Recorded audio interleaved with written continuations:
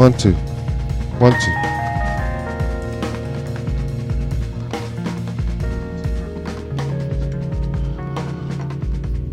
2. Well, good morning all. This is Sunday morning and it's the 7th of January and it's a Snapback FM and we have a ideal show in line for you today.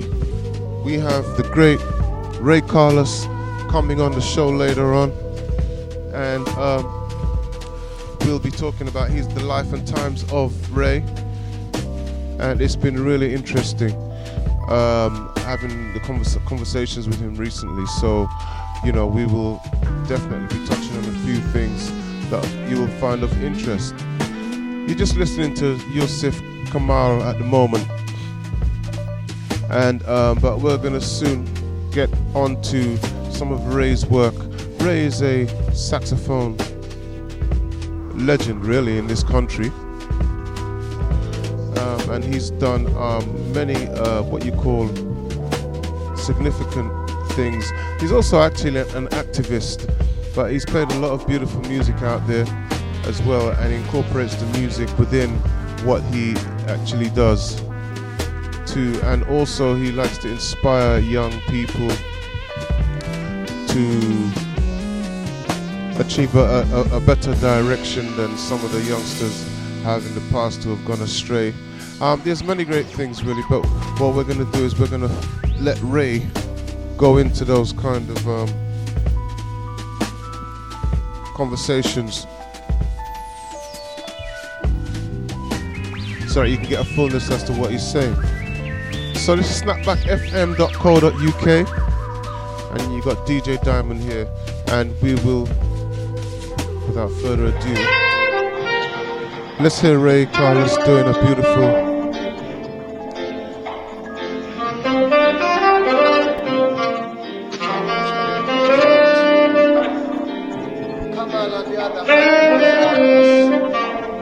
solo close up and personal.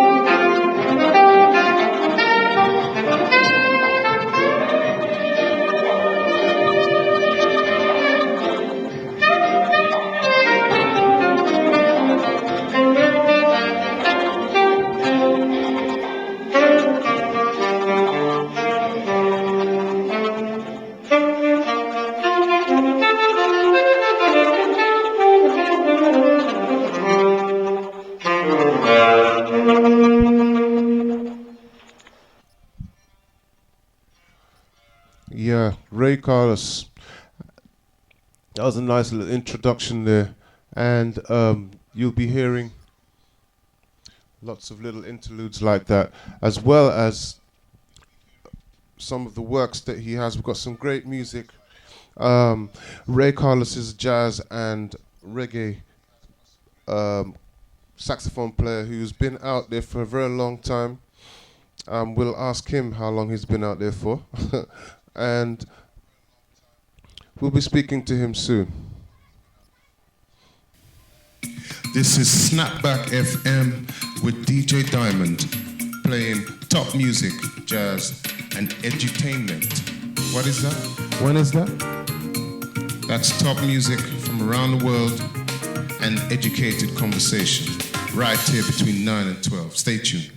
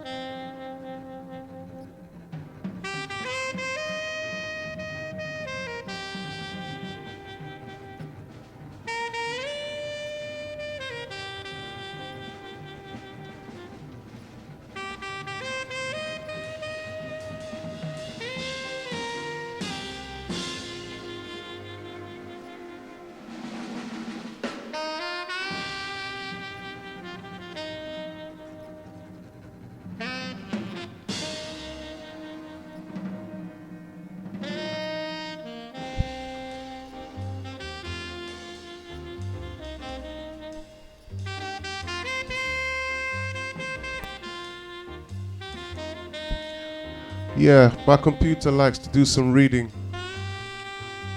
and we're going to have our computer reading out some excerpts from...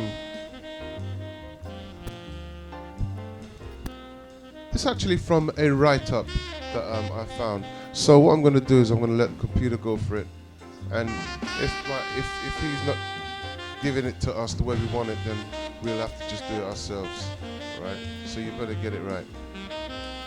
Let's hear you.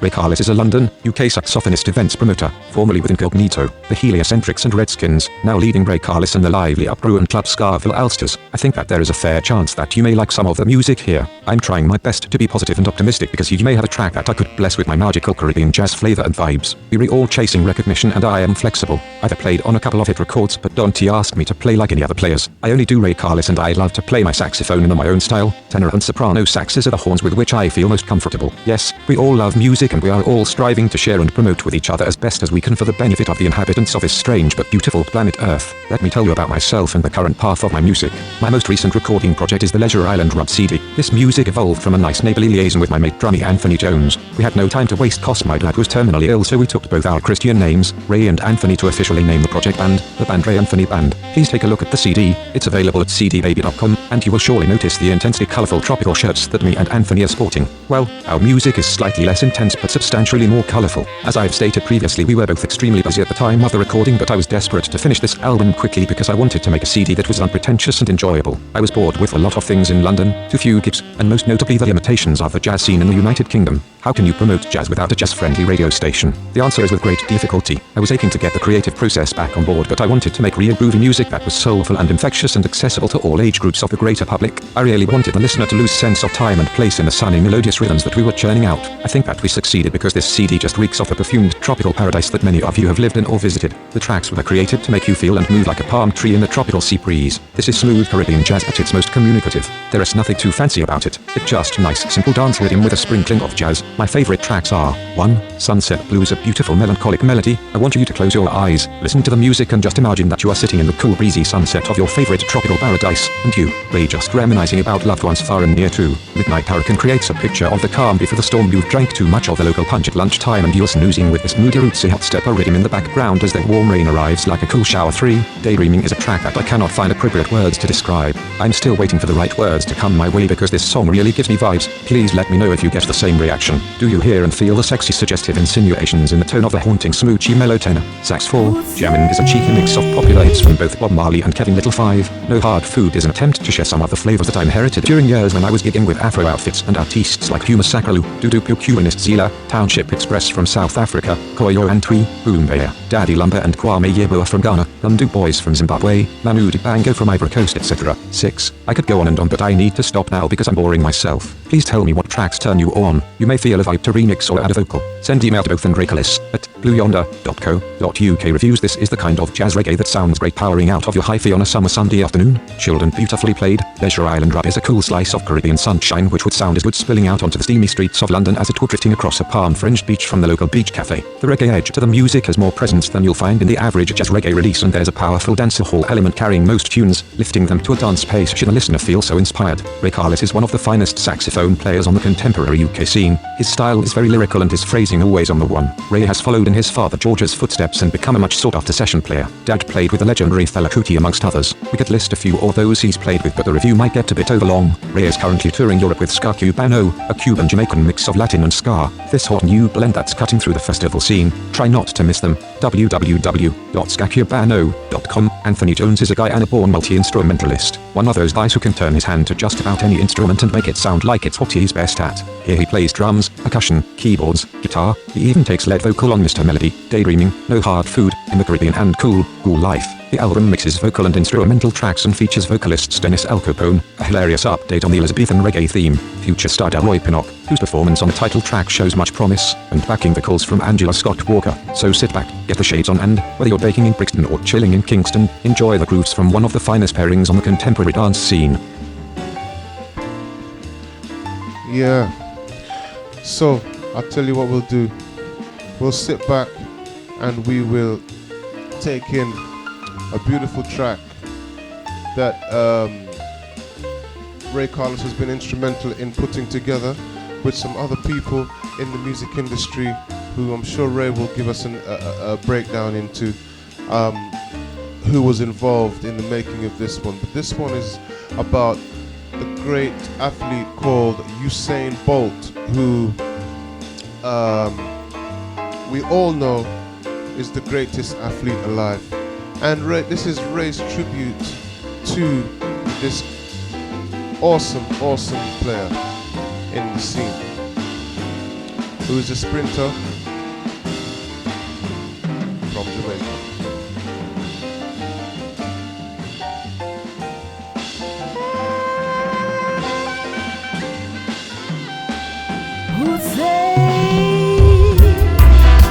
This one's for Usain, lightning bolt. Give us hope on a righteous note. Simple and plain. This one's for Usain, lightning bolt. Give us hope on a righteous note.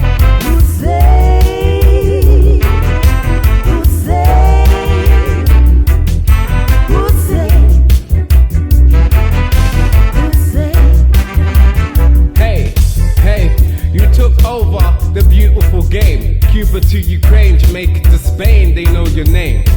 We all witnessed how you stayed in your lane. Hope we all could be motivated the same. And every time you crossed the line, yo, you made us grin. Gotta keep it moving, got a race to win.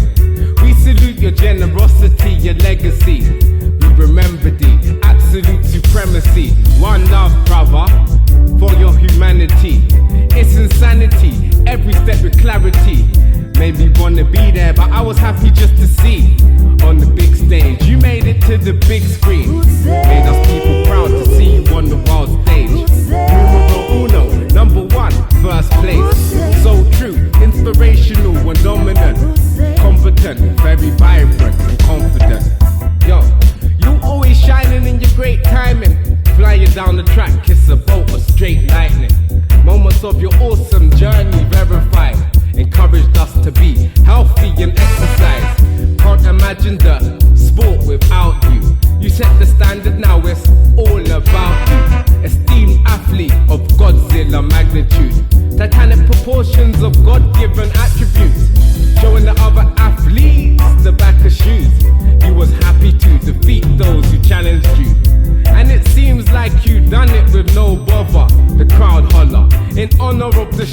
stopper. Still wasn't easy voting down the fastest lane. First off, you gotta work hard and train. Can't be tamed as you spark the flame, as you reign with that lightning trademark again.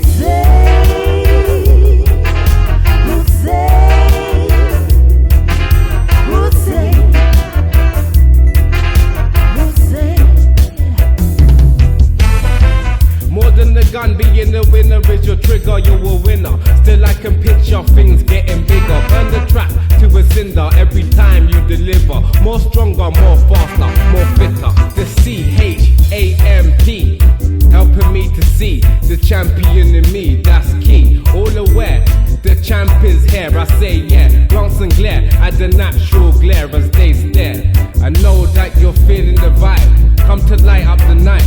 I say one more time with your physical might. How many seconds? Well, we know no more than 9. The first across the line with the fastest time. What's your secret, you saying? They say you're too strong.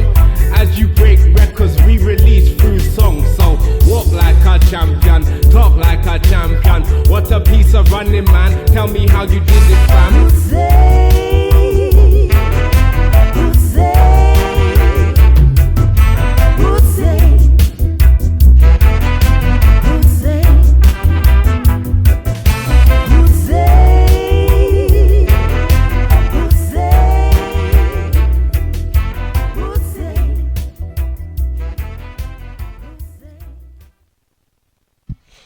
Yes. Great track there. Another great track there by Ray Carless. Ray Carless and friends. You know, we'll get more details about that one as to exactly who was involved with that. Let's move swiftly on to another track by Ray before we have Ray on in about 5-10 minutes.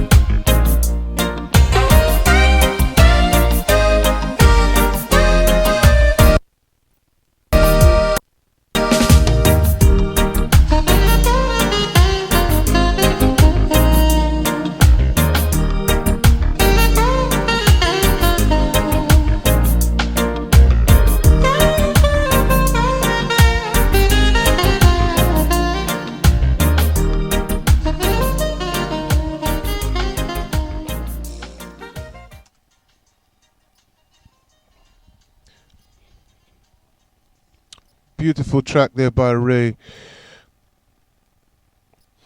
Yeah, I'm not sure why this is not actually playing. So just got a couple little technical hitches here, but we're just gonna carry on, no problem. Yes.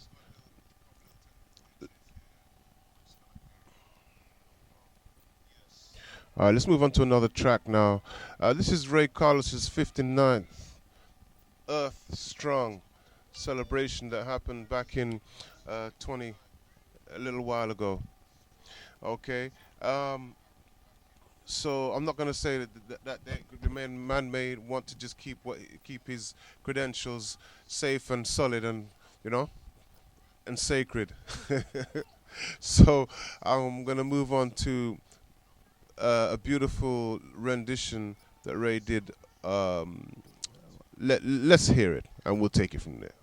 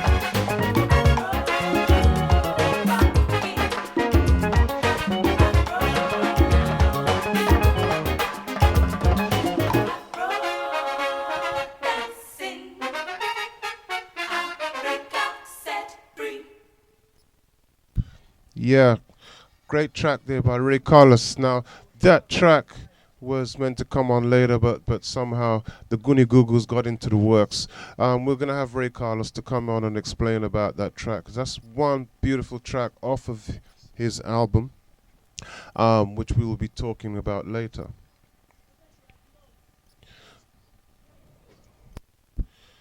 So, just okay. So there's still some gremlins in the works. Really amazing here. Okay, let's move on. So we're gonna play another one of Ray's tracks now. Okay, this is a famous one that he put out in 1981.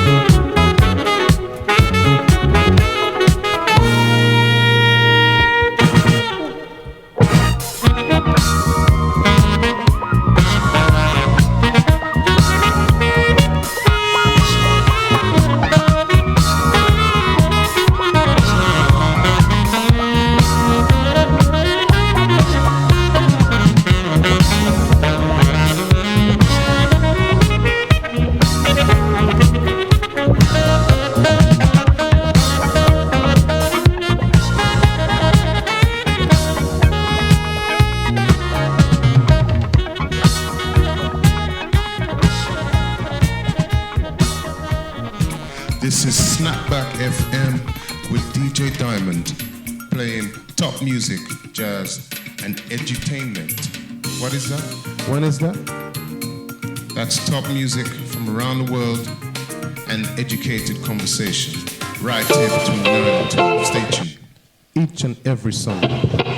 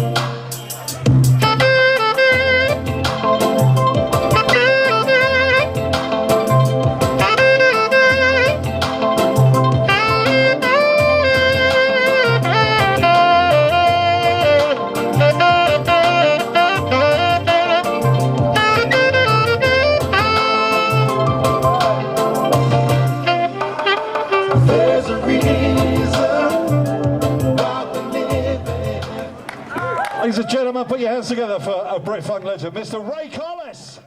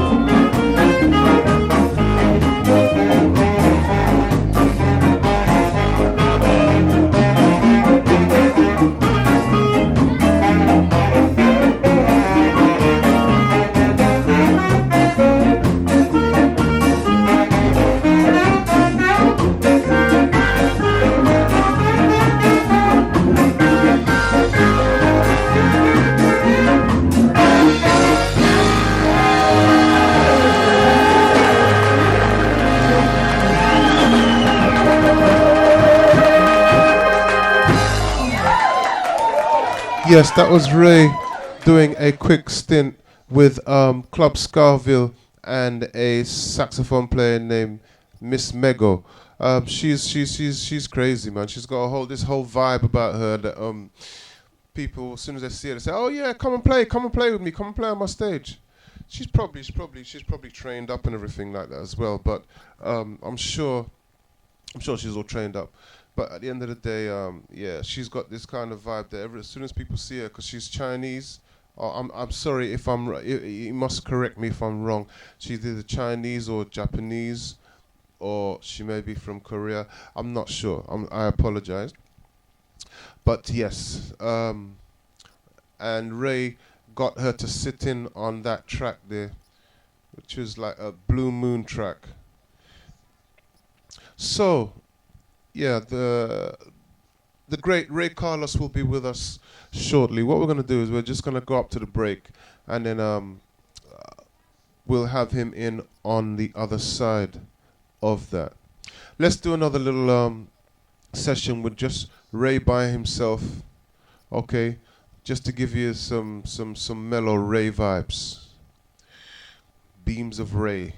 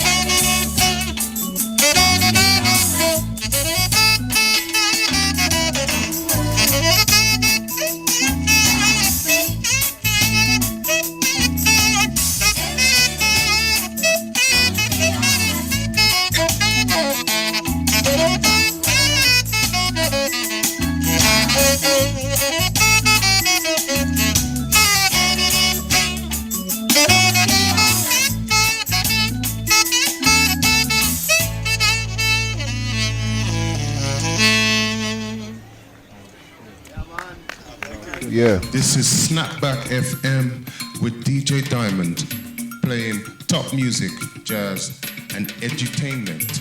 What is that? When is that? That's top music from around the world and educated conversation right here between 9 and 12. Stay tuned. Each and every Sunday.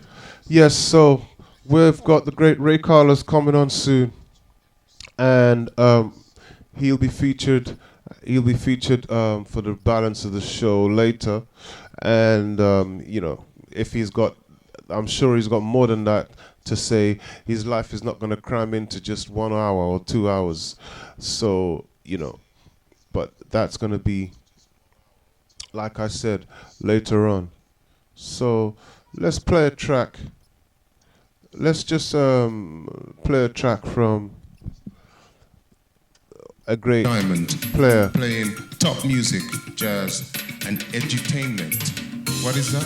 When is that?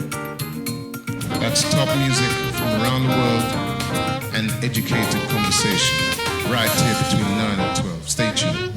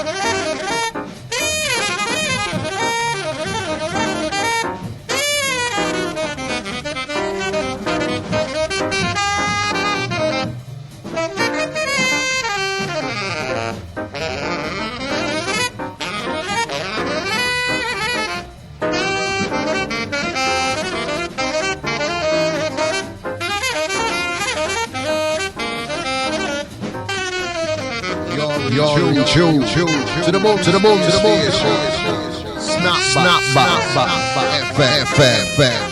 Calling all Dominicans and St. Lucians to a taste of Dominica and St. Lucia. Dominution Promotion in conjunction with JE Music present a taste of Dominica and St. Lucia in a soca, soukous, Afrobeat, booyah and reggae style. All taking place on Saturday 10th of February 2018 at the Tottenham Green Leisure Centre, 1 Philip Lane, London N15 4JA. Come and soak up yourself to DJs Ninja Man Lloyd, Smiley Variety, Mikey A Freak, Rude Boy Keith, Specialist, Tommy J, DJ Rowley and John JE. Doors open 10 p.m. until 5 a.m. Smart Express, no trainers. Early bird tickets only £10. Available from Eventbrite or any of the DJs on the bill on all usual outlets. More on the door. A taste of Dominica and St. Lucia. Saturday the 10th of February 2018 at the Tottenham Green Leisure Centre. Hotline 07930 756 874.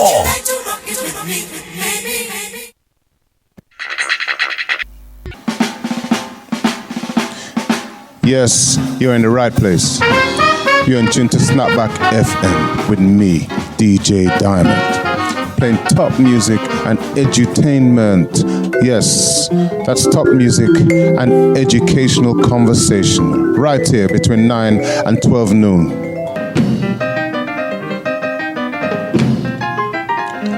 On my show, we'll be introducing you to world music, busting some good vibes. We're gonna call up some music from all over. Jazz from England to America to Europe to the Caribbean. We're gonna call on the big names and not so big names. Names you've never heard of. That's gonna be kicking out some of the most popular music out there that's very inspirational. That's right. I'm here to introduce you to the art form they call jazz, which a lot of people don't even realize. Covers so many genres, it's just too many to mention. I'm gonna play music for you that is exciting, touches the soul, the very essence from when I first discovered it until eventually I even started playing it myself. So tell your friends, tune in right here on snapbackfm.co.uk international each and every Sunday. Extra, read all about it. Snapback FM presents Pepper Seed Fridays with your boy DJ Lovejoy. This and every Friday from 9 p.m. to 12 midnight GMT. DJ Lovejoy playing for you upfront reggae and dancehall rhythms. Keep it locked to the number one station, Snapback FM. Pepper Seed Fridays, turn up. Hope to see you there. Every Saturday between the hours of 9 p.m. and 12 midnight. Check out JB for the Mix and Blend show. That's each and every Saturday right here on Snapback FM. Hi there, it's a specialist speaking. Why not join me each and every Sunday between the hours of 8 p.m. and 11 p.m. for the best in slow jam, neo soul, and an inspirational speech from Mr. Trent Shelton. It's the Shub Show. Join us. To the boom. Snapback FM. As Afro-Caribbeans, we're proud of our sense of community. Oh yeah, we're very big on that. We try to help each other in any way we can. Except when it comes to saving each other's lives. Even if all we have to do is register. Not quite so big on that, are we? There are 24 times more white people than black on the UK bone marrow register. If you're black or mixed race, join the register today. Visit aclt.org and see how you could be the one to save a life. ACLT unites to fight leukemia. To the boom. Snapback FM. Yes, welcome back on the other side. And we are going to, in a short while, speak to the man himself. Just give him a little bit more time. He's just chilling. He's just doing some things. And we're going to be in contact with him very, very soon.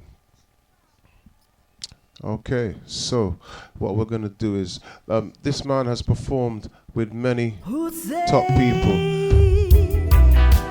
And this track, which I played for you earlier, is one that he has collaborated with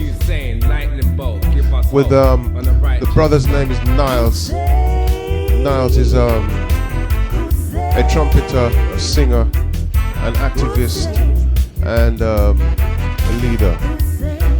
And yeah, they've done many great things together.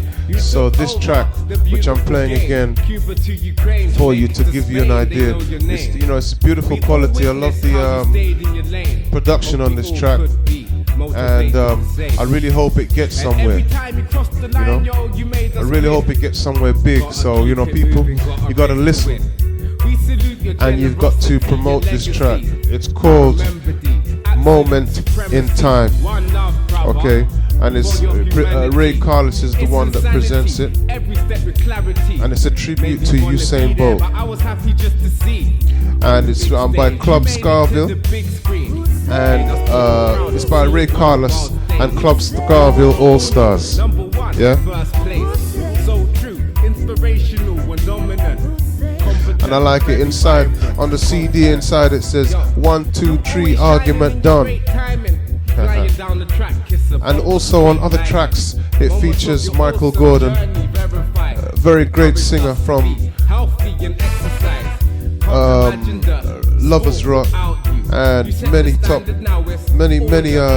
different genres of music, reggae music, that this singer has come from. I know that I've met him. He's a great guy, and yeah, he's got a very, very universal type of voice as a singer. The crowd holler in honor of the showstopper.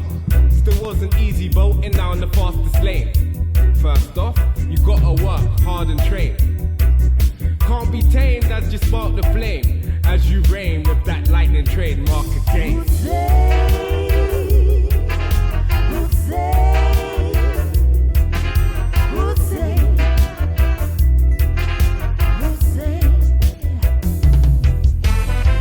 More than the gun, being the winner is your trigger, you're a winner. Still I can picture things getting bigger. Burn the trap to a cinder every time you deliver. More stronger, more faster, more fitter. The CHAMP, helping me to see the champion in me, that's key. All aware, the champ is here, I say yeah. Glance and glare at the natural glare as they stare.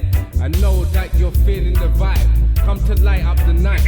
I say one more time with your physical mind. How many seconds? Well, we know no more than 9. The first across the line with the fastest time. What's your secret, Usain? They say you're too strong. As you break records, re-release through songs. So walk like a champion, talk like a champion. What a piece of running, man. Tell me how you did it, fam.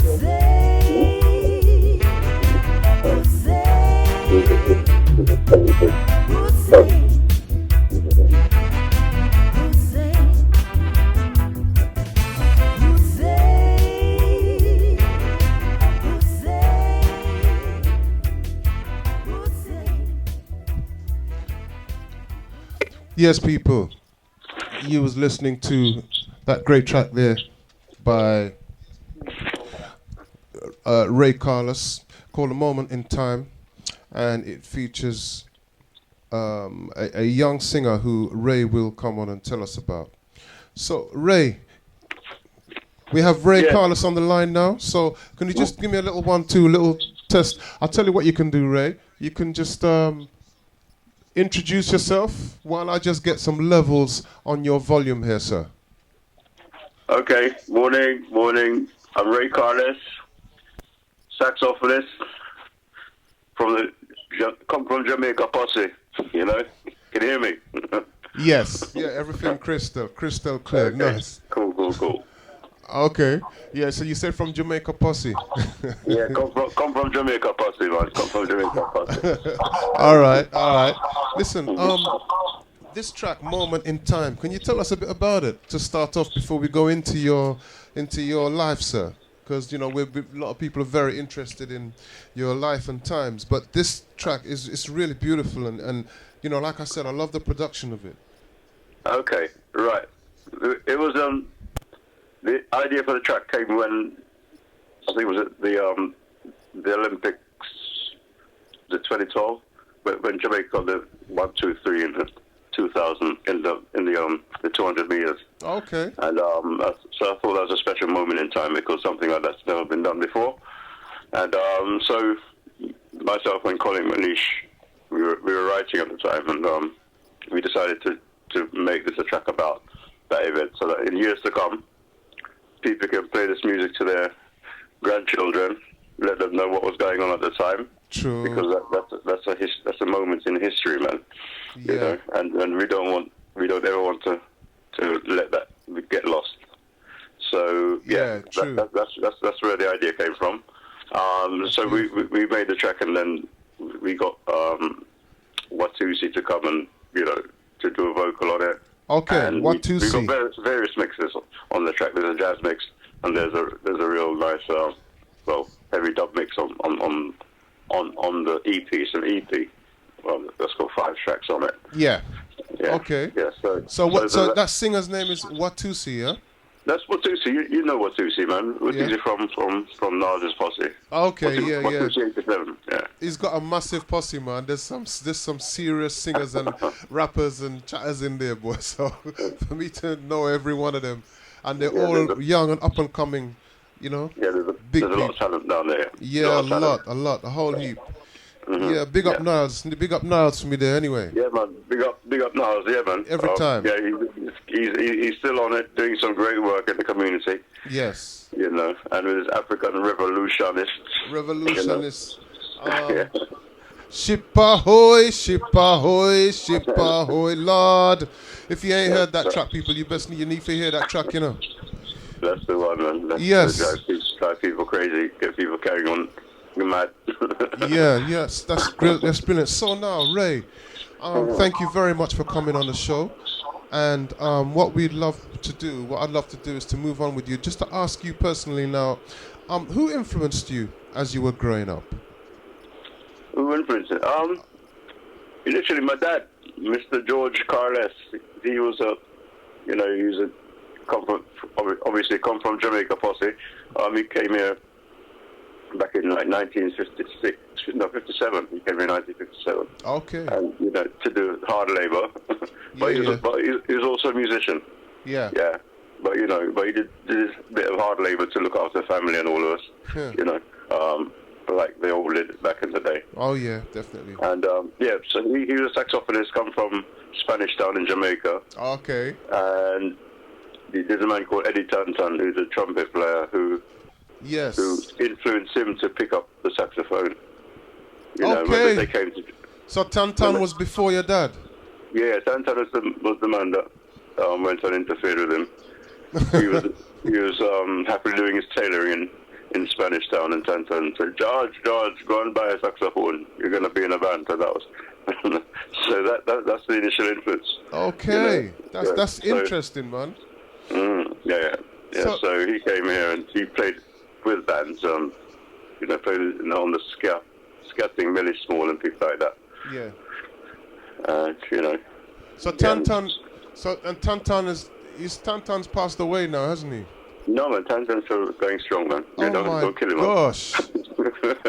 Oh my God, I thought Tantan passed away. Apologies, Tantan. He's got armor. He's got proper West Indian armor, mate. Boy, that man come from old school, solid as a rock. Yeah, my word. Yeah, because he also used to play with Jules Holland and that as well, didn't he? Yeah. For a while. Yeah. For a very long time. Yeah, and Aswad and all kind of people. And many people, many top people. Yes. So when I started playing music when I was about 12 years old, I started playing the clarinet, and people that influenced me from there were people like John Coltrane, Stanley Tarrantine, Grover Washington, people like that. The Crusaders. Those are my chief influences. So where were you when you heard that music? Well, when I arrived in the UK, my dad had quite a nice little record collection, and that was in 1963, and in my front room I had, Grover, all kind of something, looking at me, and Quincy Jones, especially Quincy Jones, which was one of my biggest influences, because that's where I heard the big band jazz thing for the first time. Okay. So then the age that you started, then you would say is what, 9, 8? What age was it you actually I started listening when I was 9, 10 when I arrived here, but right. I didn't start playing until I was about 12, 13. I started playing the clarinet. Okay. Okay. So did you have lessons on the clarinet? I kind of had informal lessons from my dad. Although he didn't play the clarinet, but he was able to show me things, and I could pick up from that. And then I had like some clarinet lessons at school. I went to Brookhouse School. Okay. Oh, you went to Brookhouse School. Okay. I went to Brookhouse, yeah. Okay. Yeah. There I had. That's where I started playing the clarinet. So I played the clarinet in the school, little school orchestra, and I played some other brass instruments like trombone and trumpet and those things as well. Okay, so you actually got to play in the orchestras. You were playing as part of the orchestras in the school. Okay. Yeah. Okay, that's great, man. That's lovely because all that history. Sometimes they, if you don't chase it up, because sometimes those people don't keep some of that information. No, that was really good. It was really good school music section, which was quite broad, and I got to sample quite a few different instruments, while I was there. Yeah, and you settled on the saxophone. Yeah, obviously, because my dad played it, and it was the one that attracted me most anyway. The influence, definitely. But clarinet was a good start. It was a good foundation for the saxophone. Right. People do say that often. Why is that? Because it's hard to play. It's really, the clarinet compared to the saxophone is really, really hard, difficult instrument to play. Okay. So once you can master that to a degree, the saxophone is like easy. Okay. So if you want to really do something properly, then get the foundation right, and the rest makes the rest of the journey easier. Okay, so from school now, I would imagine went into several bands or formed little groups. So what kind of groups or bands did you get involved in as you were growing up? Yeah, I think initially the influence was more from the funky genres. So we formed our own little band. A band called Zamai, I think that was from one of my first bands, with people from the school. J.J. Bell, I don't know if you remember J.J. Bell, fantastic guitarist. Okay. And and so some other local musicians. And so we used to jam in school and outside of school. But it was mostly funk and reggae. Yeah, that was the things that attracted me back then. Right. Until later, when I realized that, if you want to be a really good musician, then you have to go through the jazz route, because that's where all the information is. Right. Yeah. So later on, you started to study the jazz harmony and the scales and the chords and the rhythms and stuff. Okay. Yeah. So we'll talk about the jazz as we get on. I'm going to play a track soon called Messiah St. Louis. So maybe you can tell us a bit about that album. But before that, can I ask you, when did you start to specialize, in because obviously you would have started playing music and testing out and experiencing all of the different genres of music, and then I would imagine you had the influence from reggae because of growing up with that all around you. So how did you start specializing? Because for a while you went into jazz and were kind of more interested in that alone, right? Yeah, right. I'm not sure if I ever did specialize, but I think I just took some different turns during my life. Okay, as a yes. musician. And I think after we did the after I started playing, and then we had like the jazz funk kind of era, the Brit funk era. You know, we were playing with bands like, you know, High Tension, Incognito, you know, Central Line, you know, all those guys, David Grant, they were all around doing stuff at the time, Loose Ends. Oh yeah, Loose Ends. Yeah. So after that, that was fun, and that was rewarding because, you know, there was lots of work at the time. There's lots of activity doing Top of the Pops and touring and all sorts of things. Yeah. I was going to ask about that later. Got more interested in the jazz, and then that's I suppose in a way to better ourselves. You know, we kind of had to like go and study what the jazz musicians study. You know, right. We wanted to take it to a next level. Right. It's funny, yeah, because and like the 90s kind of looked more at the jazz, and that's when that Body Moves album, you know, was made, and that track Masai St. Louis, that was made. That was like kind of my first solo album, and I worked that track with a trombone player called Fires Vergy. Called who? Sorry. Fires Vergy. He was one of we played it with Incognito together. Okay. And Fires still plays with Jules, you know, Jules Holland Band. Okay. But he's, you know, good writer and a good producer. So that track was done with Fires. You know. Okay. And it's talk about the Maasai people, you know, in you know, the Maasai tribe. So it's inspired by that. Okay, so it's inspired by the Maasai tribe. Yeah, so it's from Maasai to St. Louis. Yeah, well, let's hear that track now. Mm-hmm. Okay.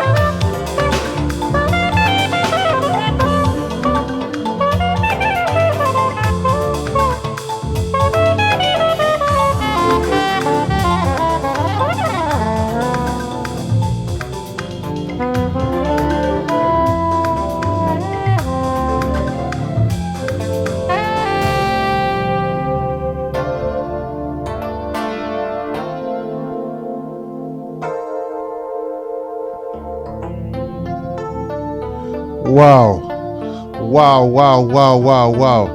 Love that track there. Love that track, Ray, man. Yeah, I had to play the whole of that track, bruv. Yeah. Whole heap. Where is this? Yeah, a whole lot of vibes in that track there.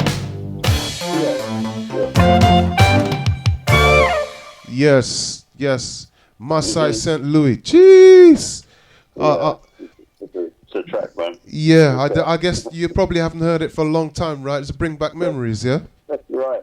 And listening back to it on a smartphone, it sounds a lot different as well. So, on a what, sorry? No, because I'm monitoring it on the phone. Oh, yeah. I've never really listened to it on the phone before, so you kind of hear different things on it. You know? Yeah. Like because it's the influence of the Masai. You can hear the 6/8 and the 6/8 music and the thumb piano, like in the background, things that things stick out. The little Mbira thing. Interesting. Yeah, I think that's called an Mbira, the little thumb piano thing. Yeah, God, I absolutely love.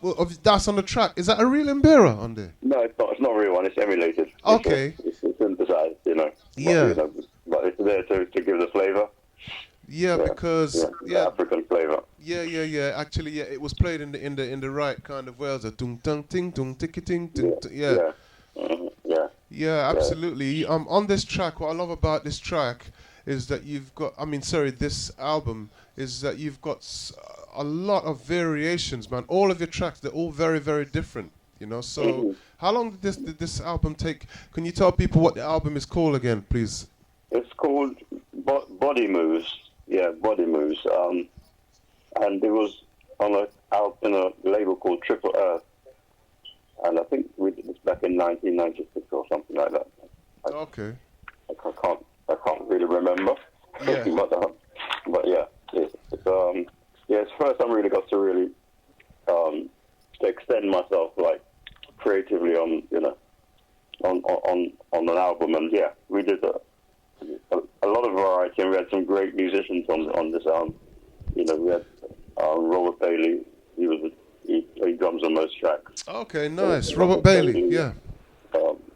And some of the guys that were with me with Incognito at the time, Randy Hope Taylor, Tim Cansfield, people like that. Okay. Tim Cansfield is a guitarist. Yeah. So, and even, I think, I'm not sure if Winston Delandra played on this track, but, those are the guys, the guys that were supporting me to make this record. Right. And also on certain tracks we had Michael Mondesir. I don't know if you know Michael, the bass player. Oh, the bass player, yeah. Kevin Robinson, trumpeter Kevin. Even Cleveland Watkins played or not played, he sang on one track. Mr. Cleveland Watkins at the moment. Yeah, Mr. MBE now. Sir, you have to call him sir when you see him, and you have to get down on the knee and bow to him, when you see him. Don't forget that. Take a sword. This is kind of proud of this album because it gave me a lot of freedom to play on some different vibes. I would be very proud to have created an album like this. It's really beautiful. We're gonna hear more tracks. And also to play like the last track, I was playing the soprano saxophone. Right. Yeah. You really extended on that, didn't you? Yeah. Because I like the soprano as much as the tenor. If I was to choose what my favourite saxophone, I've played alto, I've played baritone, I've played pretty much them all, apart from sopranino, which I haven't really played, but I like the soprano as much as the tenor. But obviously you don't get asked to play the soprano so often, so maybe that's why you don't hear so many people playing the soprano. because it's something like the flute. You have to be on it every day to keep up, to keep the standard up and to keep it sounding good, because it's not a particularly easy instrument to play. Right, yeah. So yeah, well, I would imagine, I mean, there's a lot of people that come onto saxophone, because they think, oh, I love the saxophone, I'd love to play the saxophone, and then they think they're actually really fantastic on the instrument, and they're just basically going through the motions, they don't realize what any instrument takes. Yeah. Regardless of the instrument, if you're not on it on a regular basis, you're not going to sustain any kind of standard on the thing. Yeah. And like an instrument like a soprano, where you don't see that being called for in every band. Yeah. So it's hard to get enough playing time on the instrument to keep up that standard. So I think when I used to be doing my jazz gigs, I was always playing the soprano, so I was able to keep up. Because it's an instrument that easily goes out of tune, and a lot of saxophonists find it hard to keep that instrument sounding tuneful. Okay. So if you know that you haven't played it for a week or two, you're going to be reluctant to pick up, because boy, it's going to be a struggle to get it sounding nice. So I think that's why you don't really see too many people playing the soprano these days. Right. Only like the big concerts you see the guys playing it, because they're on every day. Every day, right. They're on every day, yeah. Yeah, it's like that Kenny G guy, he plays it like mostly a lot. I mean, back in the day I saw him playing tenor and stuff like that, but I mean he's strictly on soprano now. Yeah, because that's what people love, is the sound of his soprano. Wailing. Very sweet sound on the soprano, Yeah. And that's his trademark instrument. Right, yes, yeah. Yeah, and every wedding you go to, you're going to hear Kenny G. You know that, that's typical wedding music. Absolutely. But also, he's a great musician. I'm not, I don't want to dismiss him as a wedding musician at all. He's a great musician, but why do you think so many people actually do? Because a lot of people actually do this Kenny G. Just an odd question I'm throwing at you there. Mm-hmm. Why do you think people do that? I mean, Well, I think it's not for everyone, and I think he plays very melodic music, and for some reason, a lot of jazz musicians don't like melody. Or maybe they don't. I don't know if they don't like melody, or they don't understand melody. They don't know about melody, or they think it's too easy to be playing in that kind of style. But I think Kenny G knows how to reach ordinary people who aren't necessarily qualified in music or anything, and the ordinary man industry or woman industry knows how to play a melody to reach them. Okay. And that's why people love him. And some musicians, I don't know if it's jealousy or what, they diss him as, as being this or that, but he's a great musician. Yeah, technically his ability is amazing. Yeah. But he does like to wail and play. Some people say he's got no kind of soul, because he just keeps wailing and playing hundreds and hundreds and hundreds of notes. What would you say about that? Yeah. Well, he does that. He can play the whole heap of notes as well. But you still get the sense of the song coming out. He doesn't detract from the song he's playing in hand. And, I think...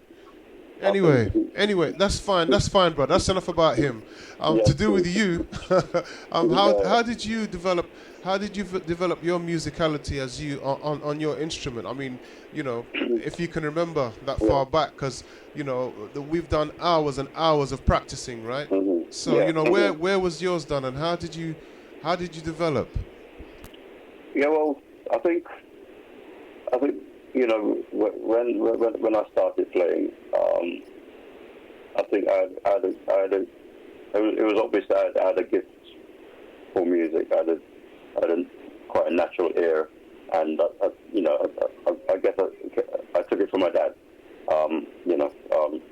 Picking up music was quite easy, but it wasn't until a few years that I realised, it's not as easy as that. As okay, I can catch a melody and pick up a tune in a second, but if you want to go to the next level, you have to practice. So that's when we some musicians, and we used to go down to I started doing like workshops because we didn't have access to learning, so we had to do our own learning. So started doing some workshops. We used to go down to Knight's Barbershop in Sandringham Road and practice.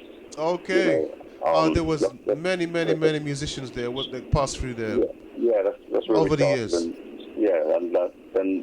in years after that, we used to get people like Alan Weeks, and Cleveland and the local musicians used to come down to the workshops and I think they took some influence from there and went on and did their own thing, did their own thing with it. But the practice was important because, as I said, when we were playing in our reggae band and our little funk band, we had enough chops to deal with that. But then, if you wanted to take it to another level on the jazz thing, then you realise that you were deficient technically because you hadn't done enough of the groundwork, the foundation work, the scales like and the theory and the chords. So we had to go into workshop mode, and obviously do 3-4 hours of practice at home, every day. Had to go through that one. People like Courtney Fine probably would do 18 hours a day practice. People. Okay. But I mean, a lot of musicians would proudly brag that, I do 8 hours a day practice. I was never one that could do. I couldn't do that. But I did go through a spell where I do my 2 and 3 hours regularly, but that's what it takes to get to master or get control of an instrument so that you can express yourself. That's what people don't realize, so it's important. I mean, some people don't think that you don't do any hours on the instrument, people don't. Some people still don't have a clue. They just think you were born with a saxophone in your mouth, ready to play. No, people don't understand. I'm sure your neighbours do. They have to put up with every day. Yeah, absolutely. So I can't attack my neighbours for being for allowing me to interfere with their lives for all those years. But they understood that it's something that I had to do. Because even when the neighbours were sick, I still had to do my practice. I went through that spell where it was just like I just had that kind of focus. Well, I have to do this, or else I'm not going to really get anywhere in the music business. And, So I'm not claiming to be any great technician, but I did have a kind of a basic standard of technique that allowed me to go and do things, and it allowed me to when Elvin Jones came to London, and he didn't have one of his saxophone players didn't turn up.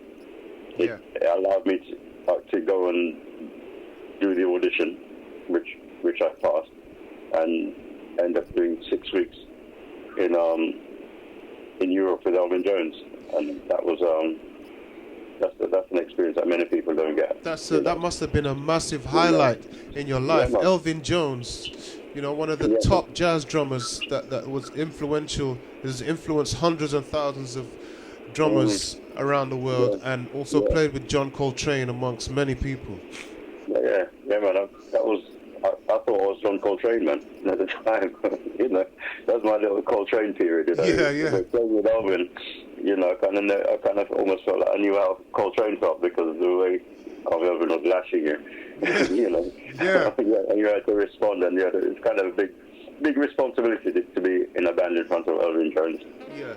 And he was very good to me. He was very, very encouraging, and I don't even think I was really fully up to it at the time because I was still young. but the opportunity, presented itself, and I just grabbed it, and I had a good little tour with Elvin Jones, which I'll never forget. Yeah, that's really beautiful. So we're gonna listen to another one of your tracks now, which we just started while you was talking. Okay. And it's Jake's Blues. What can you tell us about this track? Yeah, Jake, bring back memories, man. It was written by Ugo Del Morani and myself. Ugo is an Italian piano player. We passed on a few years ago. Okay. And he's a great musician. And it was Jake is Ugo's son that was disabled, and so the track was named after his son. So in a way, it's a kind of a bit of a sad one. Yeah, yeah. That's beautiful, though. Yeah, it's a lovely song, man. Yeah. Jake's Blues. Yeah.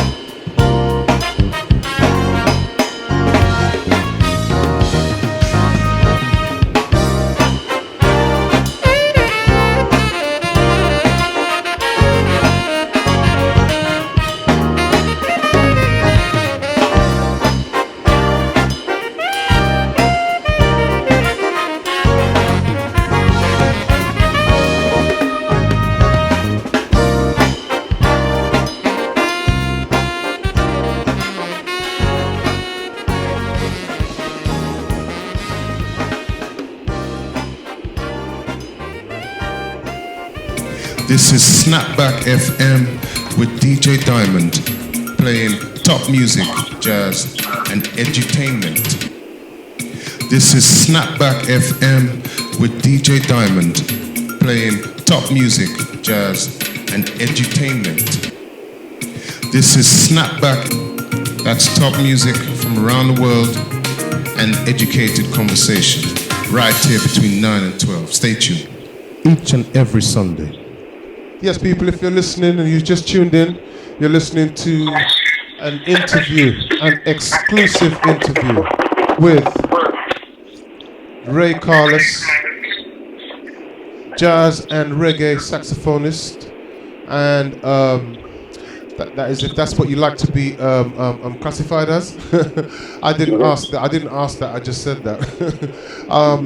And we're doing a talk, which is an exclusive interview, which he's given us his time at this time to, and this is going to be out there for prosperity, people, by the way, because we're going to put these all up on YouTube, all of the shows that we do. We know we've interviewed Linda Murrell, Alan Weeks, Wade Austin, Alex Wilson, and Cameron Peer, and all of these interviews will be out there for prosperity on, some of them are on SoundCloud actually, and others, but I'm going to move everything to YouTube anyway. So, Ray. Yeah, I'm here. Yeah, that's another beautiful, beautiful track, man. This album, by the way, is called Body Moves. And you know, I was just looking at the album, and I just find that, when I look at it, it looks like, it doesn't look anything like what is actually on the album, man. Because when you look at the album, when you look at it, it's a picture of you, you know, and you're doing that pointing thing that the black people like to do.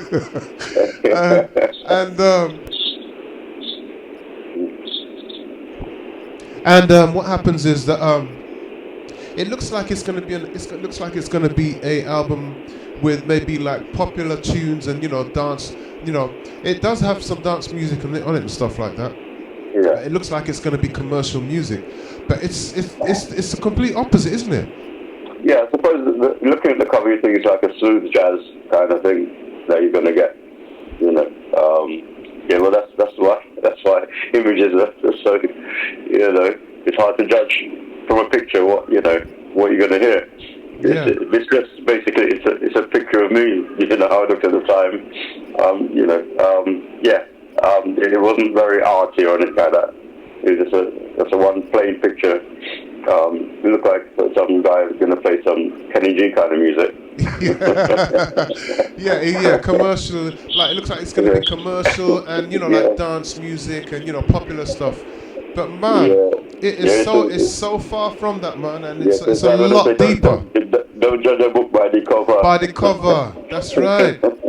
You know, so yeah, I mean, and this album is called Body Moves, you know, and you can get it on it's on iTunes and apple.com.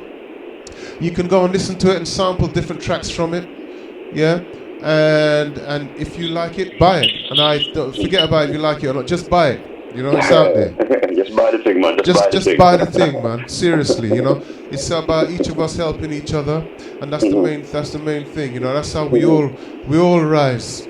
But it'd be good to see this album just make a resurgence and just start blasting out there, because I think this one is definitely one for the books.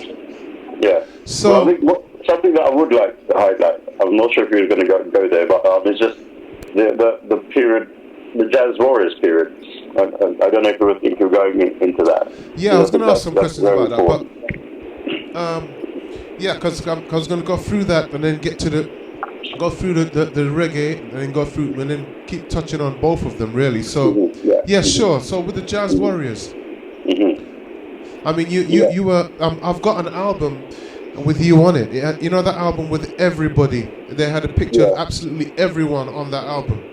Yeah, out of many one people. Yes, that's the name of it. Out of many one people. Yeah. Yeah. How was that period for you? Well, Well, that was very influential period, you know, because out of that came the people like Alan Roots, you know, Courtney Pine, Cameron, you know, the whole black jazz thing came out of the Jazz Warriors. And the reason that the Jazz Warriors came about is because here in London, as black musicians, there were opportunities to learn, and especially like opportunities to go and play jazz for instance, if you wanted to play jazz or get experience playing jazz in a big band setting or orchestral setting, there were no opportunities because all the opportunities, you know, it's like it was like a closed shop. The big bands that were around, they were all white big bands, and you couldn't get into them. I'm not saying because you're black, but because if there's a band and if there's a position became available, one of the guys in the band would bring in his brethren, and if you weren't, you know, part of their network, then you stood no chance. And you know, to be honest, I think you know, it wasn't about ability or anything. You know, just about, you know, bringing in our brethren, and so there were no possibilities of getting that kind of big band experience. And you know, as I said, I've been listening to Quincy Jones Orchestra from I came to this country when I was 9 years old. Right. You know, and I could see that. Well, you know, I'm never ever going to get the chance to go on.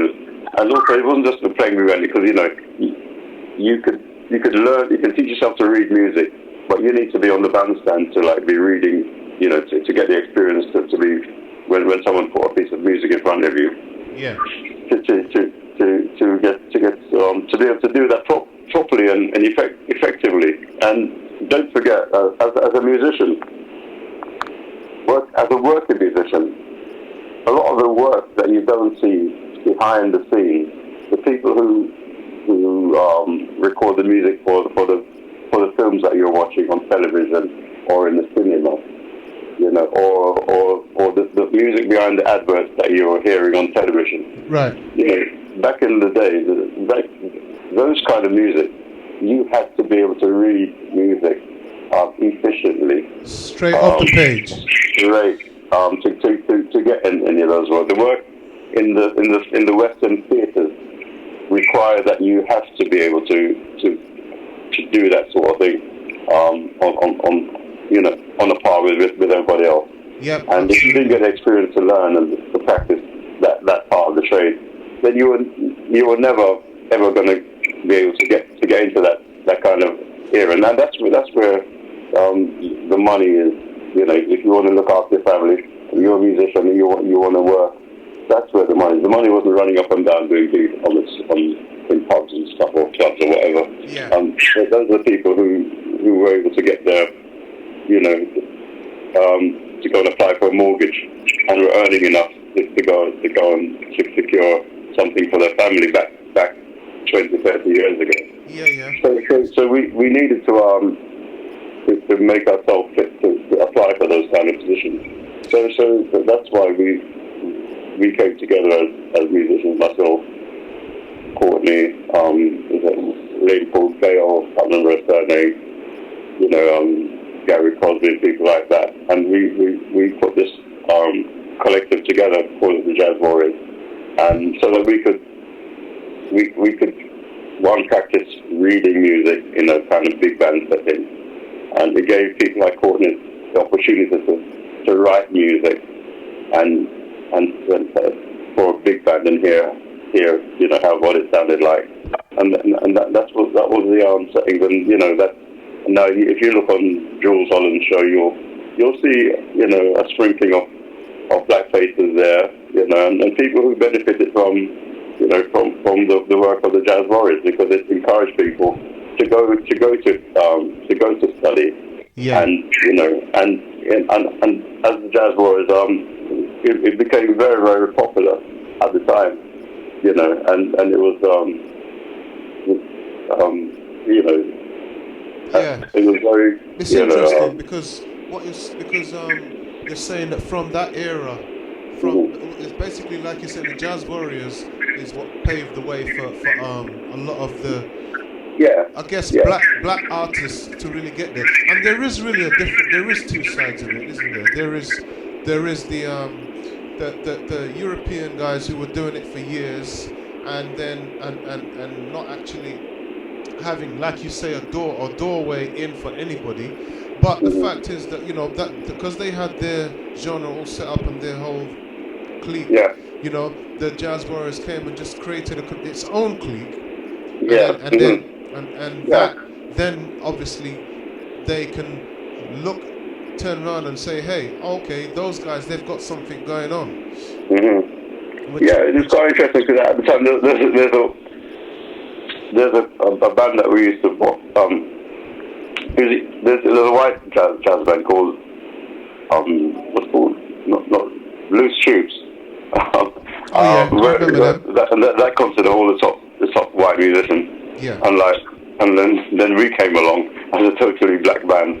So at the time the press jumped on it and then and made like a racial story out of it. The black band versus the white band. Yeah. And and that kind of press, it didn't do us any harm because it gave us a chance to voice out, to voice what was going on. And so, we had to do it, for ourselves to get opportunity, create our own opportunities because we didn't feel that we were getting a fair shot, and we have to create these things so that our children and our grandchildren,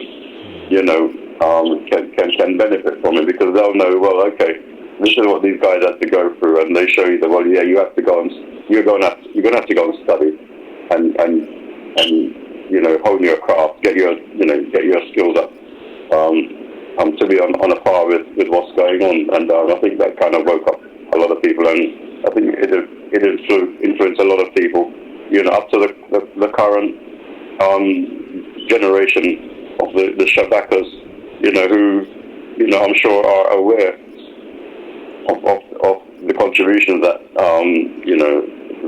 the Jazz Warriors made to their lives, their musical lives, and their futures. Because it from the wealth of talent that came out of the Jazz Warriors, too many to mention. There's Courtney Pine, Cleveland, Alan Weeks, Cameron Pierre, Alex Wilson, everyone, and even some of the women musicians, Cheryl Allen, the drummer, Cheryl Elaine, and singers that came, Julie Roberts, and all kinds vocalist, of people. The amount of people that passed through the Jazz Warriors, Steve Williams, Alfie, that's right, player. Alfie vibes, Alfie Williams. Roland Sutherland, the list goes on and on, Masungi, Brian Edwards, and his brother. The Mondesir brothers.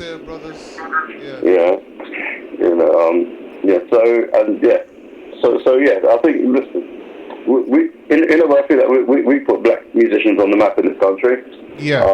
Because prior to that, although there was the Eddie Tantans and the Bammy Roses, and the band like Simandi, So who actually sponsored? Sorry, hold on a minute. Sorry, who sponsored the album? Island Records. That was Island Records. Okay. Chris Blackwell came along and they. It was Chris Blackwell that did that. Yeah.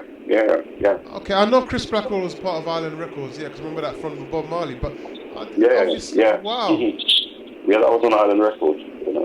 Oh, okay, yeah. And big him up because it wasn't ever going to be a commercial record. Yeah. And he gave us an opportunity to express ourselves. A platform, like he did with the Wailers. Yeah, but also I think because it was a cutting edge kind of scenario. Wow, these guys, all these black guys coming together to do something. It's never been heard of in this country. Yeah. So that was history in the making there, man. And the effects, I think, you after that, people got to see that, black people could come together and create something, and that could be long-lasting, something longevity, and something positive. And, as I said, I think whether they know it or not, a lot of the musicians are doing things for themselves. I think, they kind of need to realize, or they need to go and check out, the Jazz Warriors, and also, like, even the thing on the pop scene, even from the Jazz Warriors, like the record companies started to pick up on black musicians in London, because when I first started getting calls to do Top of the Pops and things like that, I was lucky, because I think that there weren't too many black musicians that that they, I don't know if it was trusted or whatever, and I just seemed to be the one that they call us to do this and that, if there was something to do Top of the Pops or whatever, and there weren't a lot of us who had confidence to be to be put in this position where you had to read music, so yeah. Yeah, like you were saying, definitely. The reading. I was there at the time, and in a way, I thought, I'm the token, the token black here. Token black. I'd be one that they call for. I got no reason why they're calling me, and I wasn't, complaining, but I think once they started to see a few of us on Top of the Pops and things like that, I think it inspired the youngsters to say, oh well, I want to do that, and that's right. then there was the jazz funk area, the Brit funk area, with the high tensions and the central lines and the incognito and that, and in a way, I'm kind of senior to most of those people. Do you know of what I mean? Course you are. Of course you are. All those, I've seen you on the Top of the Pops from back in the day. Like we say on the albums. You've done and been part of many of the main, or the first of many of the basically changeover of the attitude. And it's like you say, whether you call yourself a token or whatever, it's like it had to happen. It had to happen, because you can't. It's difficult to keep down real talent. It's difficult to hide it and keep it in the shadows, because it'll come up from underground anyway. But we're gonna go to an ad break, and then we're gonna come back with a tune called Children. Okay. So you can let us know a bit about that when we come back on the other side. That's the track that features Cleveland Watkins. Yeah. Okay. Okay. All right. Okay. You're in tune. To the boom. Snap. FM. Calling all Dominicans and St. Lucians to a taste of Dominica and St. Lucia. Domination Promotion in conjunction with JE Music present a taste of Dominica and St. Lucia in a soukous, Afrobeat, booyah and reggae style. All taking place on Saturday 10th of February 2018 at the Tottenham Green Leisure Centre, 1 Philip Lane, London N15 4JA. Come and zook up yourself to DJs Ninja Man Lloyd, Smiley Variety, Mikey Afreak, Rude Boy Keith, Specialist, Tommy J, DJ Rowley and John J.E. Doors open 10 p.m. until 5 a.m. Smart Express, no trainers. Early bird tickets only £10. Available from Eventbrite or any of the DJs on the bill on all usual outlets. More on the door. A taste of Dominica and St. Lucia. Saturday the 10th of February 2018 at the Tottenham Green Leisure Centre. Hotline 07930 756 874.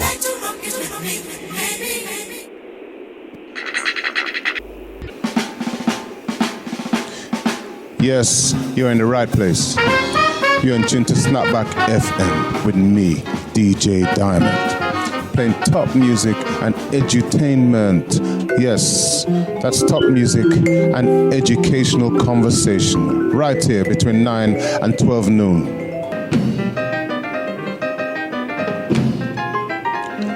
On my show, we'll be introducing you to world music, busting some good vibes.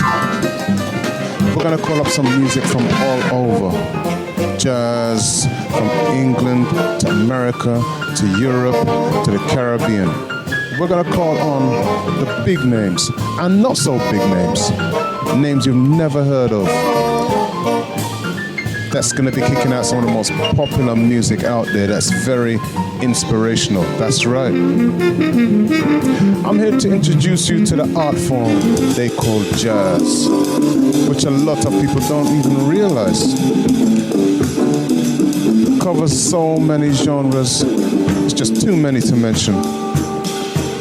I'm gonna play music for you that is exciting, touches the soul, the very essence from when I first discovered it until eventually I even started playing it myself. So tell your friends, tune in right here on snapbackfm.co.uk international each and every Sunday. Extra, read all about it. Snapback FM presents Pepper Seed Fridays with your boy DJ Lovejoy. This and every Friday from 9 p.m. to 12 midnight GMT. DJ Lovejoy playing for you upfront reggae and dancehall rhythms. Keep it locked to the number one station, Snapback FM. Pepper Seed Fridays, turn up. Hope to see you there. Every Saturday between the hours of 9 p.m. and 12 midnight. Check out JB for the Mix and Blend show. That's each and every Saturday right here on Snapback FM. Hi there, it's a specialist speaking. Why not join me each and every Sunday between the hours of 8 p.m. and 11 p.m. for the best in slow jam, neo soul, and an inspirational speech from Mr. Trent Shelton. It's the Shub Show. Join us. To the boom, Snapback FM. As Afro-Caribbeans, we're proud of our sense of community. Oh yeah, we're very big on that. We try to help each other in any way we can. Except when it comes to saving each other's lives. Even if all we have to do is register. Not quite so big on that, are we? There are 24 times more white people than black on the UK bone marrow register. If you're black or mixed race, join the register today. Visit aclt.org and see how you could be the one to save a life. ACLT unites to fight leukemia. To the boom, Snapback FM.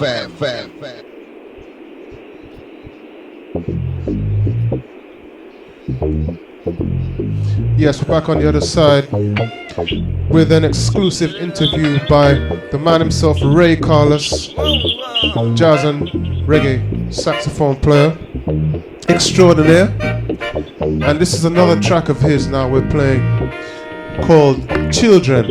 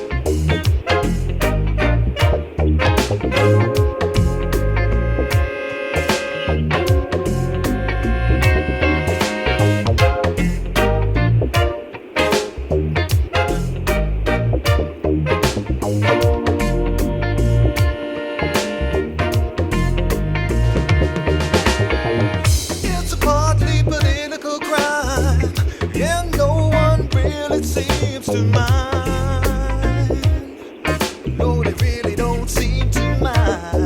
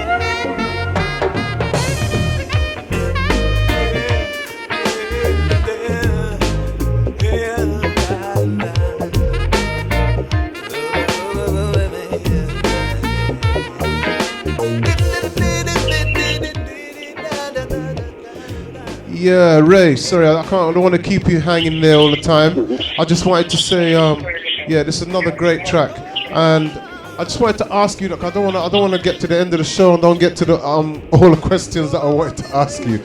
So while this is playing in the background, maybe I can just ask you some more questions.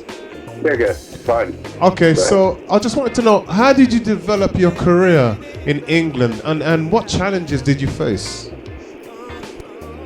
Right.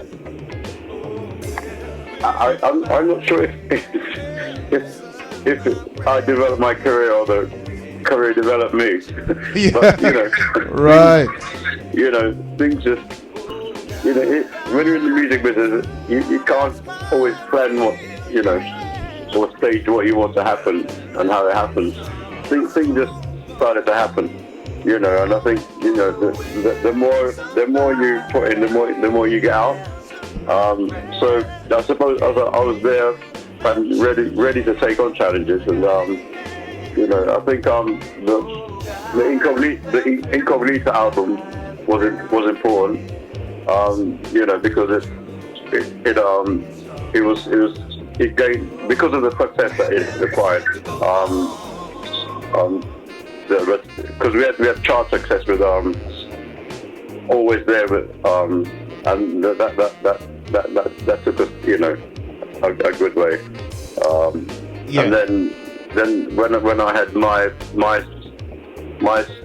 Tarantula Walk single, that kind of was a minor chart hit, and that you know, that kind of exposed me to, you know, to a lot of different things, a lot of different people. Okay. So, Can you say that name again? Can you say that name again? When I did the Tarantula Walk with Ensign Records. Oh, Tarantula Walk. Yes. Yeah, Okay. we were on the same label. I played that track earlier. Yeah, go ahead. Yeah, we were on the same label as Incognito and let's see, Beggar and Co. And Black Slate was on the same label.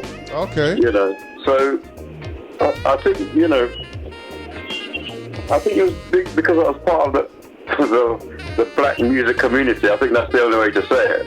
You know, and you know, I think we kind of grew together. I grew as part of the community because, you know, whether it was Loose Ends or Sensor Line, you know, I was playing with people like that, David Grant, you know. So we were almost like a family, in a way, and we were all growing together, you know. So I think all our careers were growing hand in hand, you know. But I think so it was more like a movement. It was more like a movement of forwards, as opposed to you saying, okay, I'm going this direction or in that direction per se. Yeah. We're all doing our thing, and we're all kind of supporting each other to do our thing. Whether I didn't think we knew it at the time, but you know, it's more like a brethren thing. You know, and you know, we didn't have lots to play with. You know, none of us had any money. You know, but we knew that if we helped each other and supported each other, you know, we could do things. And it kind of worked out. It worked out that way. Even to the fact that there's like a resurgence now of Brit Funk. You know, there's a Brit Funk Association. Okay, yeah, right. The high tension thing, and you know, there's another band called the Brit Funk Profile. You know. Okay. So there's like a Brit Funk resurgence, and I think you're probably going to see this year that other acts from that era are going to come out. You know, I think last year Loose Ends were doing things last year, and you know, who knows what else is in the pipeline. Okay. So I can't say I planned anything.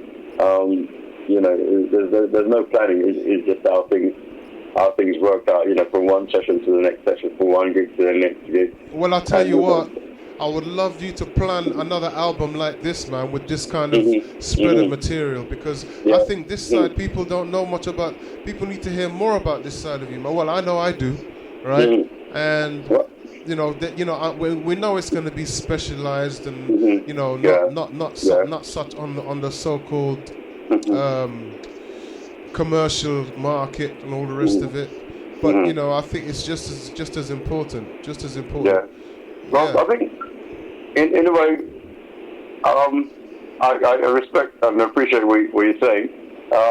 But I think for me, I think really and truly now, the way I feel about where I want to go now, I'd like to revisit my earliest inspirations was the music coming from Jamaica, like the ska. Yes.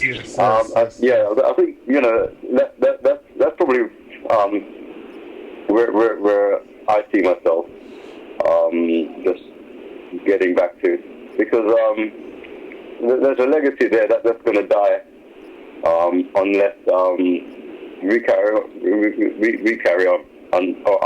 Not me personally, but so somebody, and who else is going to do that? It's like the music, the folk music you're from St. Lucia. There's a folk music from St. Lucia. If folks like yourself don't carry that on, it's going to die. It's going to disappear. You know. And as far as like the ska and the reggae instrumental thing going, I can't see too many people who at the moment who I can say would be interested in carrying it on, and I don't think I want to carry on just for the sake of it. I think it's embedded in me, that's the music that I first heard growing up in Jamaica. Yeah, absolutely. I do hear that, Ray. Seriously, it's funny. And our great people like Rico, people who carried on like Rico have gone, and there are only a few of us. I think that has got it inside of them. Yeah, I think it's something that you have to have within you.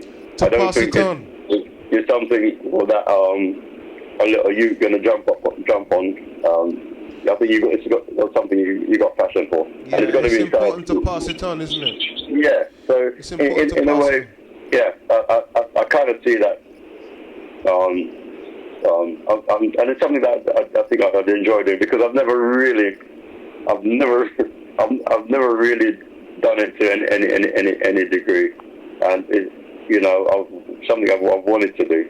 So yeah, the ska thing, man, I want to like do my little piece to carry that forward. Yeah, because something that Cameron Pierce said, which I respect, is because I was asking him about the Caribbean jazz and stuff like that, and he said one thing he doesn't want to do, he wants to make clear, is he's not no Caribbean jazz musician. He says that he's not he said he's not a jazz musician. He says he's a man that plays and improvises, and just does what he's doing, and it's improvised music basically, and so he's not putting a class in himself as a jazz musician. And I really check for that, the fact that he said that, because some people, it's like they want to associate themselves all up with jazz, as if to say they're a jazz musician. And the thing is, really and truly, none of us have actually grown up in jazz per se.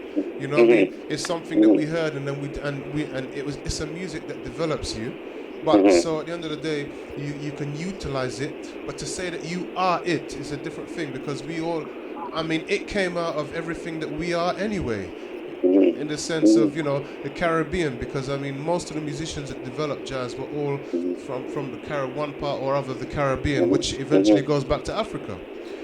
So it is us, but, and obviously you have to grow up in that, don't we? We would have had to have grown up in that music to actually say, well, okay, yes, I am a jazz musician. But like myself, I don't really like people to tell me to say, oh, you're a jazz musician. But people tend to give you these labels, or just say, oh, you like jazz, right? Or that's the only thing you play. So, well, that's it. You are what you are. Yeah. Obviously, you're not what you're doing at the minute. I'm not what I'm doing at the minute. Yeah.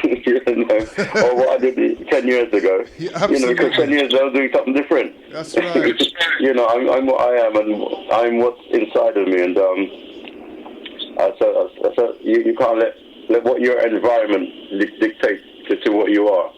All people. Yeah. We're here in England, but we're not English. Yeah. We're not English. We're just here for part of the journey. You know, so I think we've got to kind of hold on to what we are, and you know, and not try to be something else, because you know, you are what you are, man. You know, you are what you are, and inside of me, I know that I'm a Caribbean person, and when I pick up my instrument, you know, that comes out. I could be playing Indian music, brethren. Yeah. You know, because I've played with Asian musicians before, and I've played with a singer called Najma Akhtar, and you know, people say, well, you're playing Indian music, I ain't calypso and all kind of something. I'm saying, well, you know, it's not something that I can help, you know. And if I'm playing the jazz, people still hear in the Caribbean and reggae coming out, you know. If you listen, you know. So yeah, I just, you can't let, you know, your environment define you. Just because you're in a particular scene. True. You know, it doesn't mean that's what you are. You know, you are what you are. We started this band in London in a place. Let me hear this. Let's hear this track. Let's hear this thing. Anybody heard of Brixton? Feel the vibe. This is Crochet. It features Ray.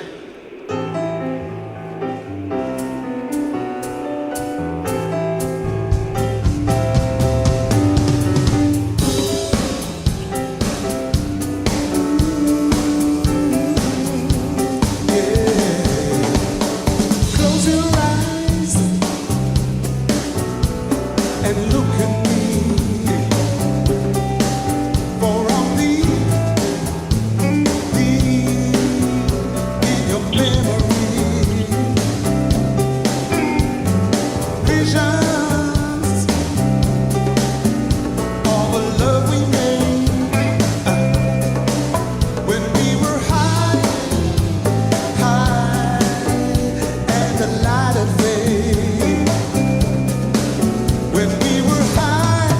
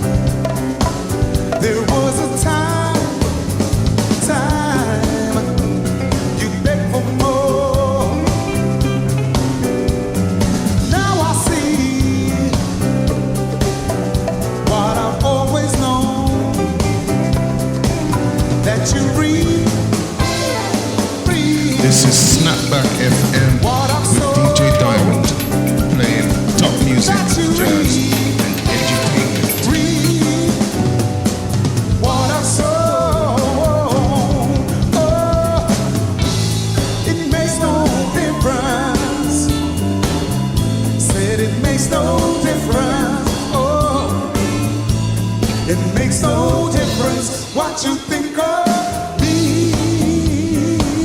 For once again I'm free, yeah. It makes no difference, no. It makes no difference, oh. Said it makes no difference what you think of me. For once again I'm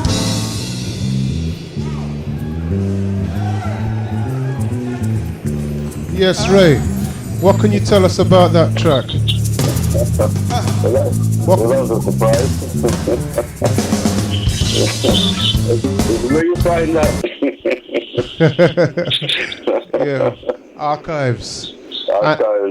No, Also- well done, man. also you're doing people- your work, man. Credit. People- You're the next one to get NBA, you know, so watch yourself.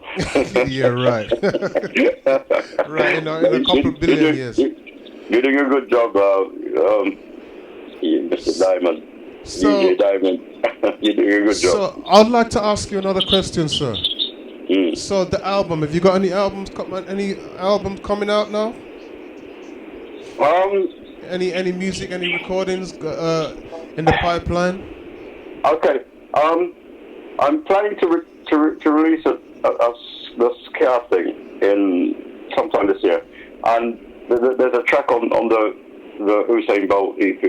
There's a Scare track which I'd love you to play. I think it's track 4.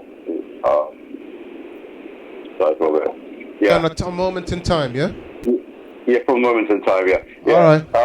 I'll line that up. But if I just to touch on the track you just played, because I think we should big up Ray Simpson, the vocalist, playing with Simandi. That band is called Simandi. Yeah. And the story of Simandi is that's a band that I think one of the first records I bought when I started to buy records, like around about the same time as Sibisa, was it Simandi, and I heard a record by Simandi. At the time it featured Jimmy Lindsay. Okay, yeah. Now Simandi were like a band from Brixton, black band. Caribbean musicians wanted to play funk and stuff, and they created some music that got very popular. That tracks like Bra, the Message, and the track you just heard just there. And they went to America. They toured with, I think, Al Green.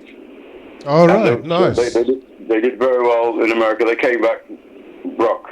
The manager took all the money. They got ripped off. Oh, wow. The two main guys, both Guyanese, Patrick Patterson and Steve Scipio, decided, well, that's not going to happen again.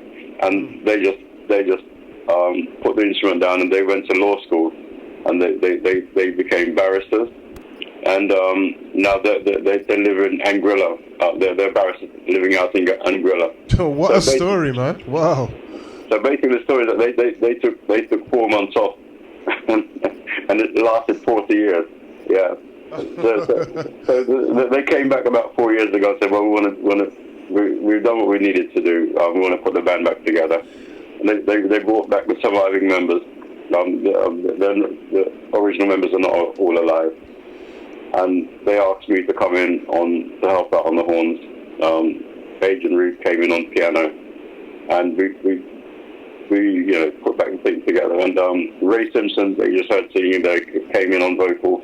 Yeah. And we did an American tour. We went to Brazil last year, and it's like it's fantastic, because one of my heroes that I grew up listening to, that I'm now, we're now good friends, playing colleagues in the same band, So that's the tremendous stories, and it's something that people, especially black people, should know. It's our history, and this is one of the first bands to actually make it out of this country back in the 70s, Yeah.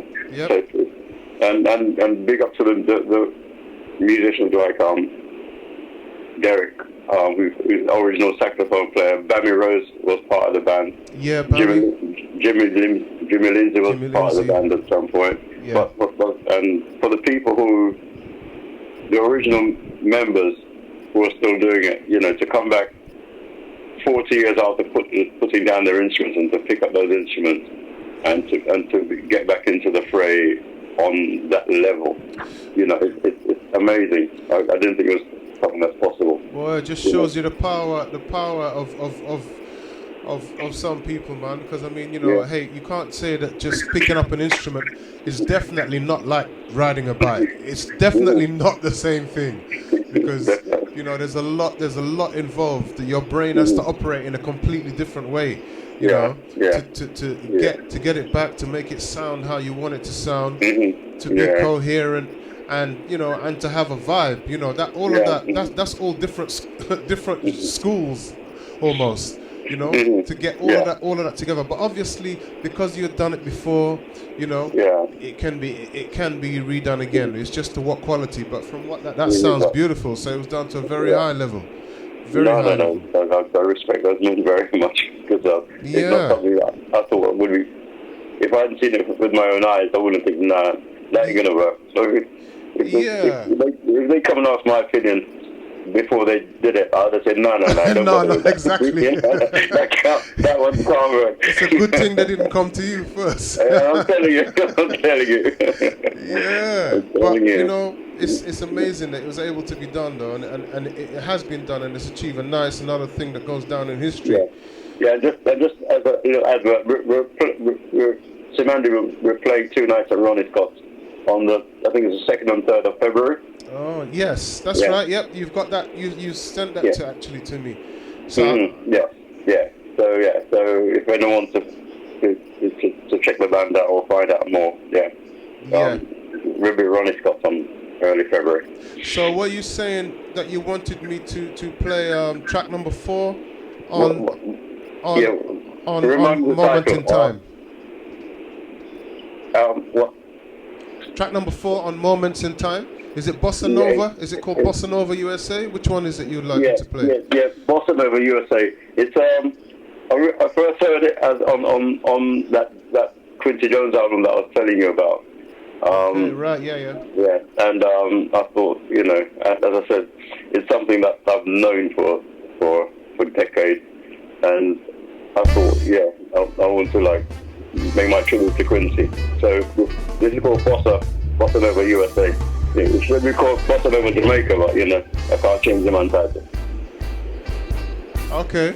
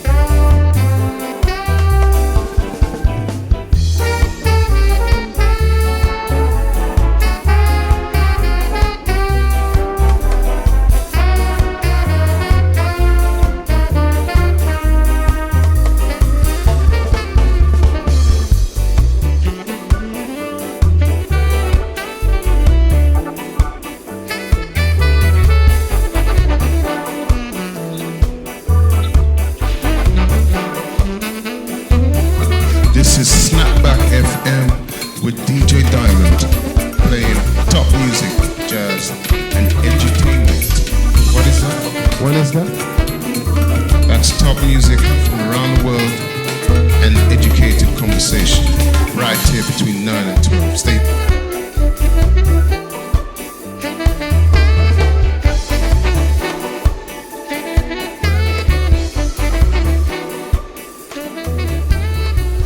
Yeah, that's a really beautiful track, man. That just track, I'm sorry to be corny, but that track reminds me of sunshine and chilling and being happy, man. Relaxing and everything on the beach with a big glass of something next to me. You know? Oh, hold on. Sorry. Yeah. Yeah, man. That track reminds me of that, blood. But listen, I've got another question for you, man. Okay. So what would you say now, all right? What advice would you give? And you've been giving advice, you've been talking already anyway. But what advice would you give to the young up-and-coming musicians that are out there? You know, there's people who would love to become musicians. There's people who are thinking about it and they're young enough to start. You know, there's people who are out there already. Maybe they don't have a direction and stuff like that. Okay, right. Yeah, man. I mean, it's a difficult question, man, because these days there are lots of people doing great things and not really getting the benefits of it. But I think, first of all, I'd say if you're a musician and if you're not getting enough gigs, let's say if you're a young musician, put it that way, because this is where you got to start. If you're a younger musician and you're not getting enough gigs yet, I think you need to practice more, right? This is being hard, and in a way, it doesn't just apply to young. This applies to anybody. Young and old, mate. young or old. If you're not getting enough gigs, go and do some more practice, and then come back, and try again. But there are some people who've done all the practice and they're still not getting enough exposure and stuff. And it's because we're in a big world where you can easily get lost in all the online platforms and stuff like that. And if you haven't got the facility, the resources to get a good management or a good promotional team on board, then maybe you've got to find a way to get the profile online, because as they tell us, you're on the internet now, so people are supposed to be able to find you from all over the world. It doesn't seem to be working out that way, because in many ways I think a lot of us were better off before the internet. The internet ain't often, I personally think I was more productive, and I got, I was doing better before the internet. So would you say that you could concentrate? Sorry to cut across you.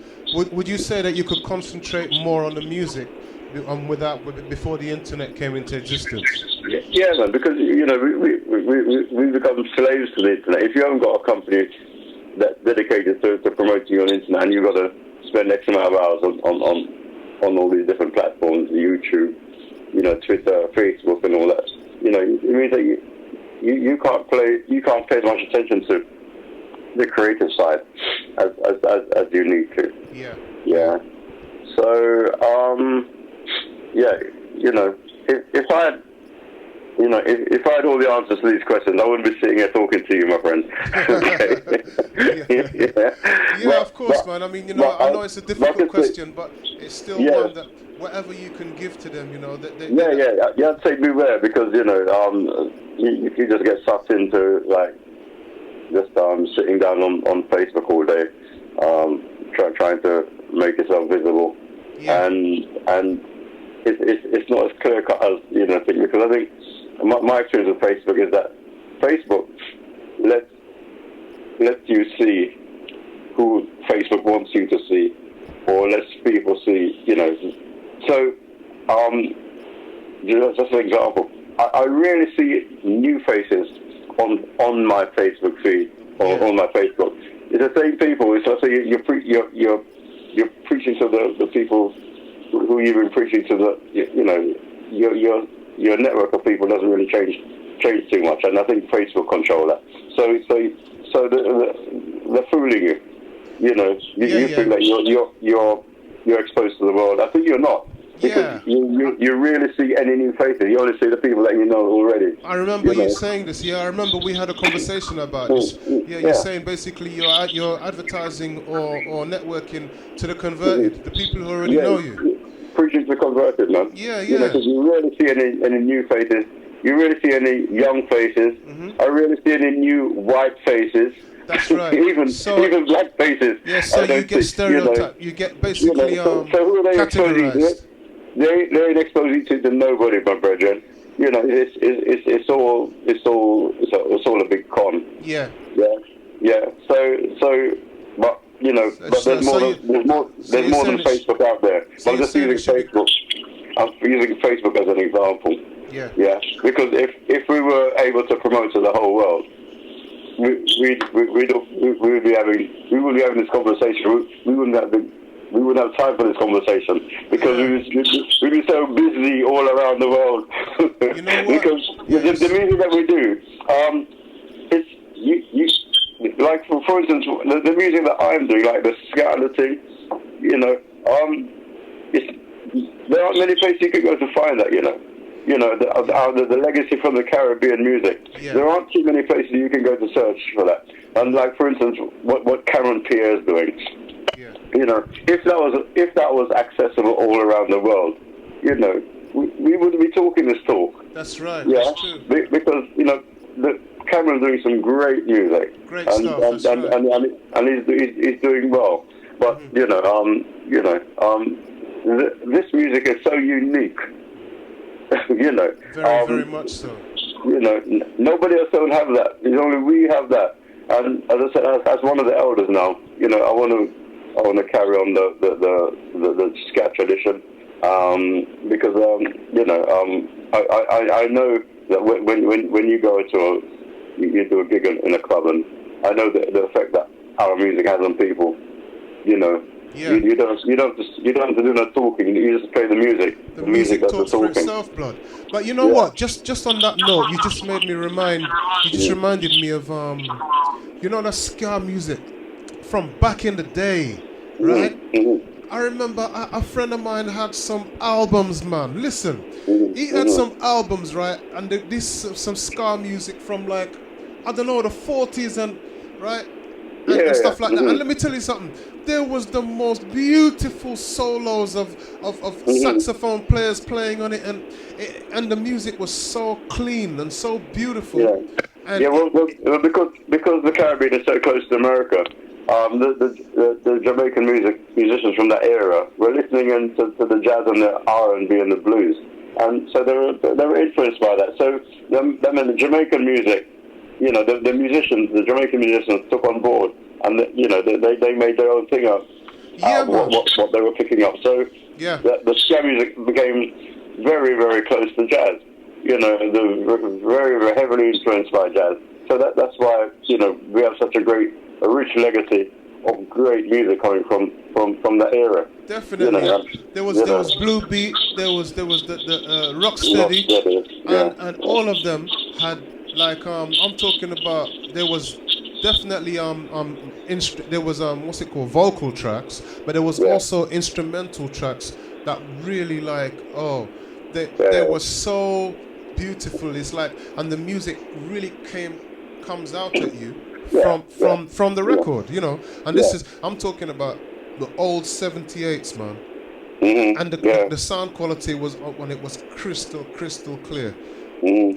So the thing is that that's a very important tradition and culture to actually keep passing up the line, so that the youngsters take it. Otherwise, like you say, man, if it will die, or they'll change and move it and call it something else, rename it, So and now, can I ask you another question on that note as well? Is who do you see as the new so-called up and coming youngsters that are out there? Is there any names that you can give us here that we need to look out for? Well, I'm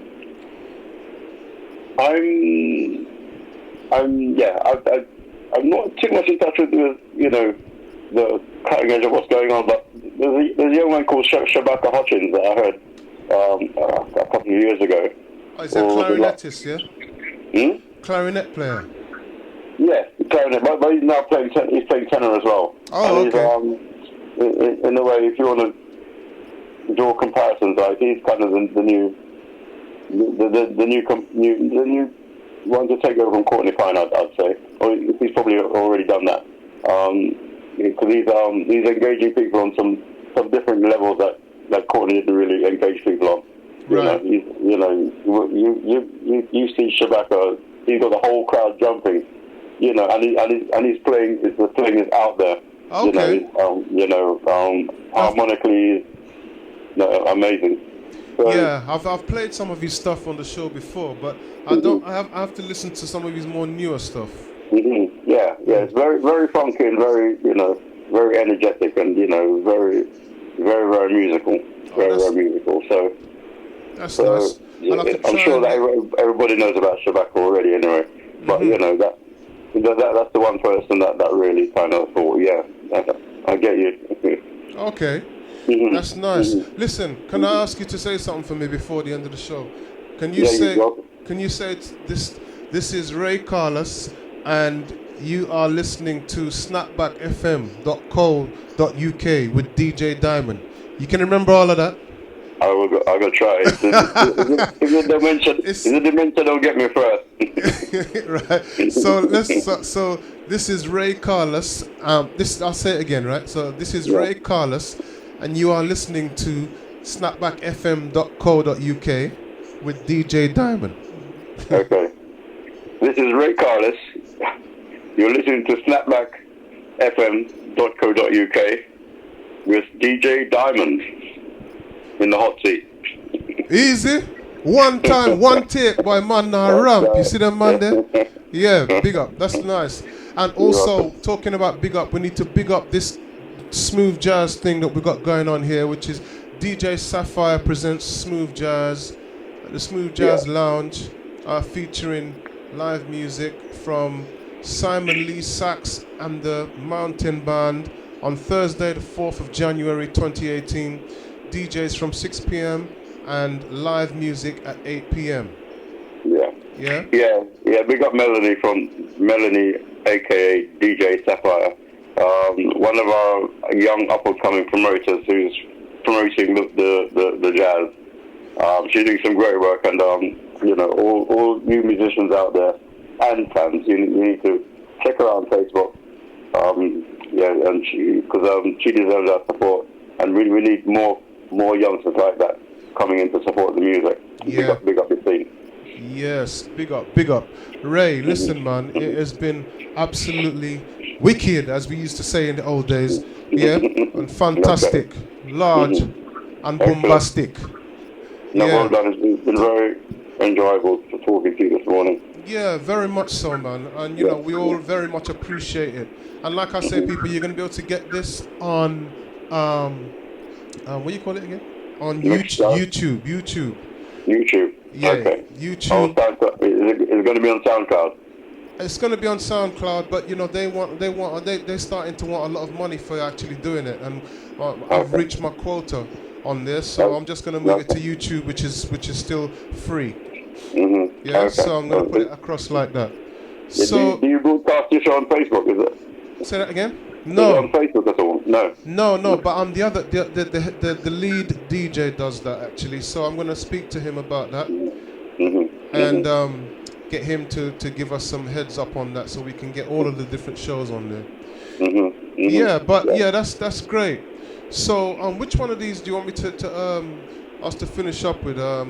What's it called? Tarantula Walk or if you could play, because on this EP, the Moments in Time EP.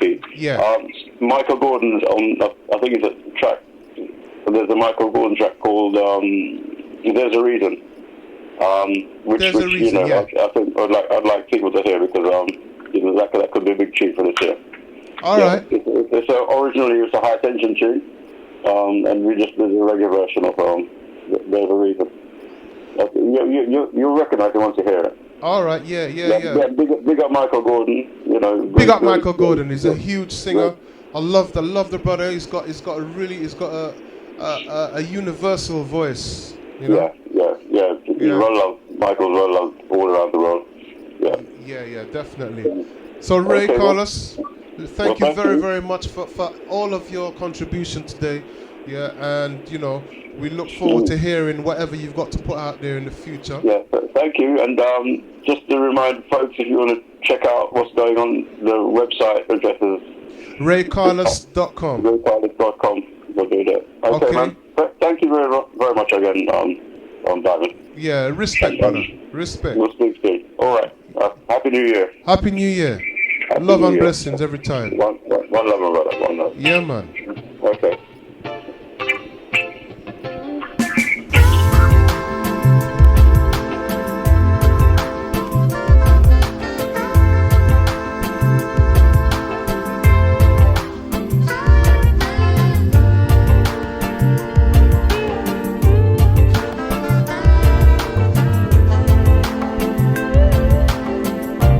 There's a picture of our lives through the lenses of the sky. The creator of this world, I cry. He is watching you and I. We are here to do a job. The reasons why I do not know. The passing days will pave our way until we reach beyond the sun. There's a reason why we're living. There's a reason. Pardon me, practice. For a soul. There's a reason why we need to love until we reach beyond the sun. Love is what we need today in our hearts and where we stay. Hatred comes between our minds and our hearts. That's what God would surely say. Through a never-ending time, we should travel through our minds, still searching for the answers. In His glory, we shall find. There's a reason why we're living. There's a reason for us all.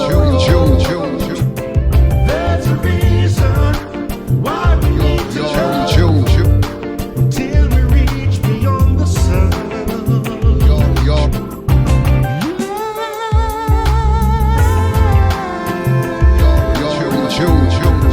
To the boom. Snap. Calling all Dominicans and St. Lucians to a taste of Dominica and St. Lucia.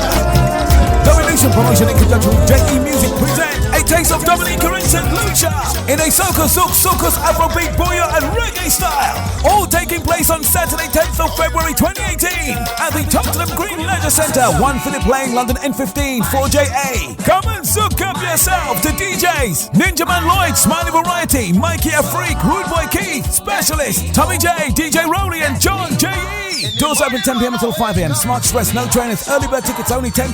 Available from Eventbrite or any of the DJs on the bill on all usual outlets. More on the door. A taste of Dominica and St. Lucia. Saturday the 10th of February 2018 at the Tottenham Green Leisure Centre. Hotline 07930 756 874.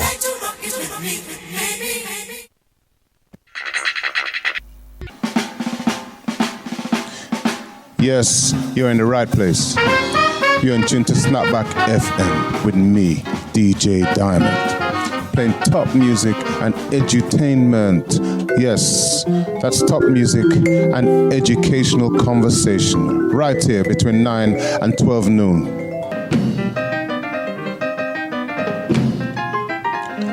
On my show, we'll be introducing you to world music, busting some good vibes. We're gonna call up some music from all over. Jazz from England to America to Europe to the Caribbean. We're gonna call on the big names and not so big names. Names you've never heard of. That's gonna be kicking out some of the most popular music out there that's very inspirational. That's right. I'm here to introduce you to the art form they call jazz, which a lot of people don't even realize. It covers so many genres, it's just too many to mention.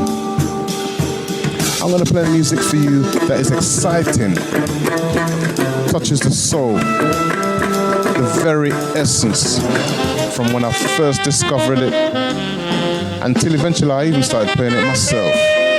So tell your friends, tune in right here on snapbackfm.co.uk international each and every Sunday. Extra, read all about it. Snapback FM presents Pepper Seed Fridays with your boy DJ Lovejoy. This and every Friday from 9 p.m. to 12 midnight GMT. DJ Lovejoy playing for you upfront reggae and dancehall rhythms. Keep it locked to the number one station, Snapback FM. Pepper Seed Fridays, turn up. Hope to see you there. Every Saturday between the hours of 9 p.m. and 12 midnight. Check out JB for the Mix and Blend show. That's each and every Saturday right here on Snapback FM. Hi there, it's a specialist speaking. Why not join me each and every Sunday between the hours of 8 p.m. and 11 p.m. for the best in slow jam, neo soul, and an inspirational speech from Mr. Trent Shelton. It's the Shub Show. Join us. To the boom, to the boom, to the boom. Snapback FM. As Afro-Caribbeans, we're proud of our sense of community. Oh yeah, we're very big on that. We try to help each other in any way we can. Except when it comes to saving each other's lives. Even if all we have to do is register. Not quite so big on that, are we? There are 24 times more white people than black on the UK bone marrow register. If you're black or mixed race, join the register today. Visit aclt.org and see how you could be the one to save a life. ACLT unites to fight leukemia. To the boom, to the boom, to the boom. Snapback FM.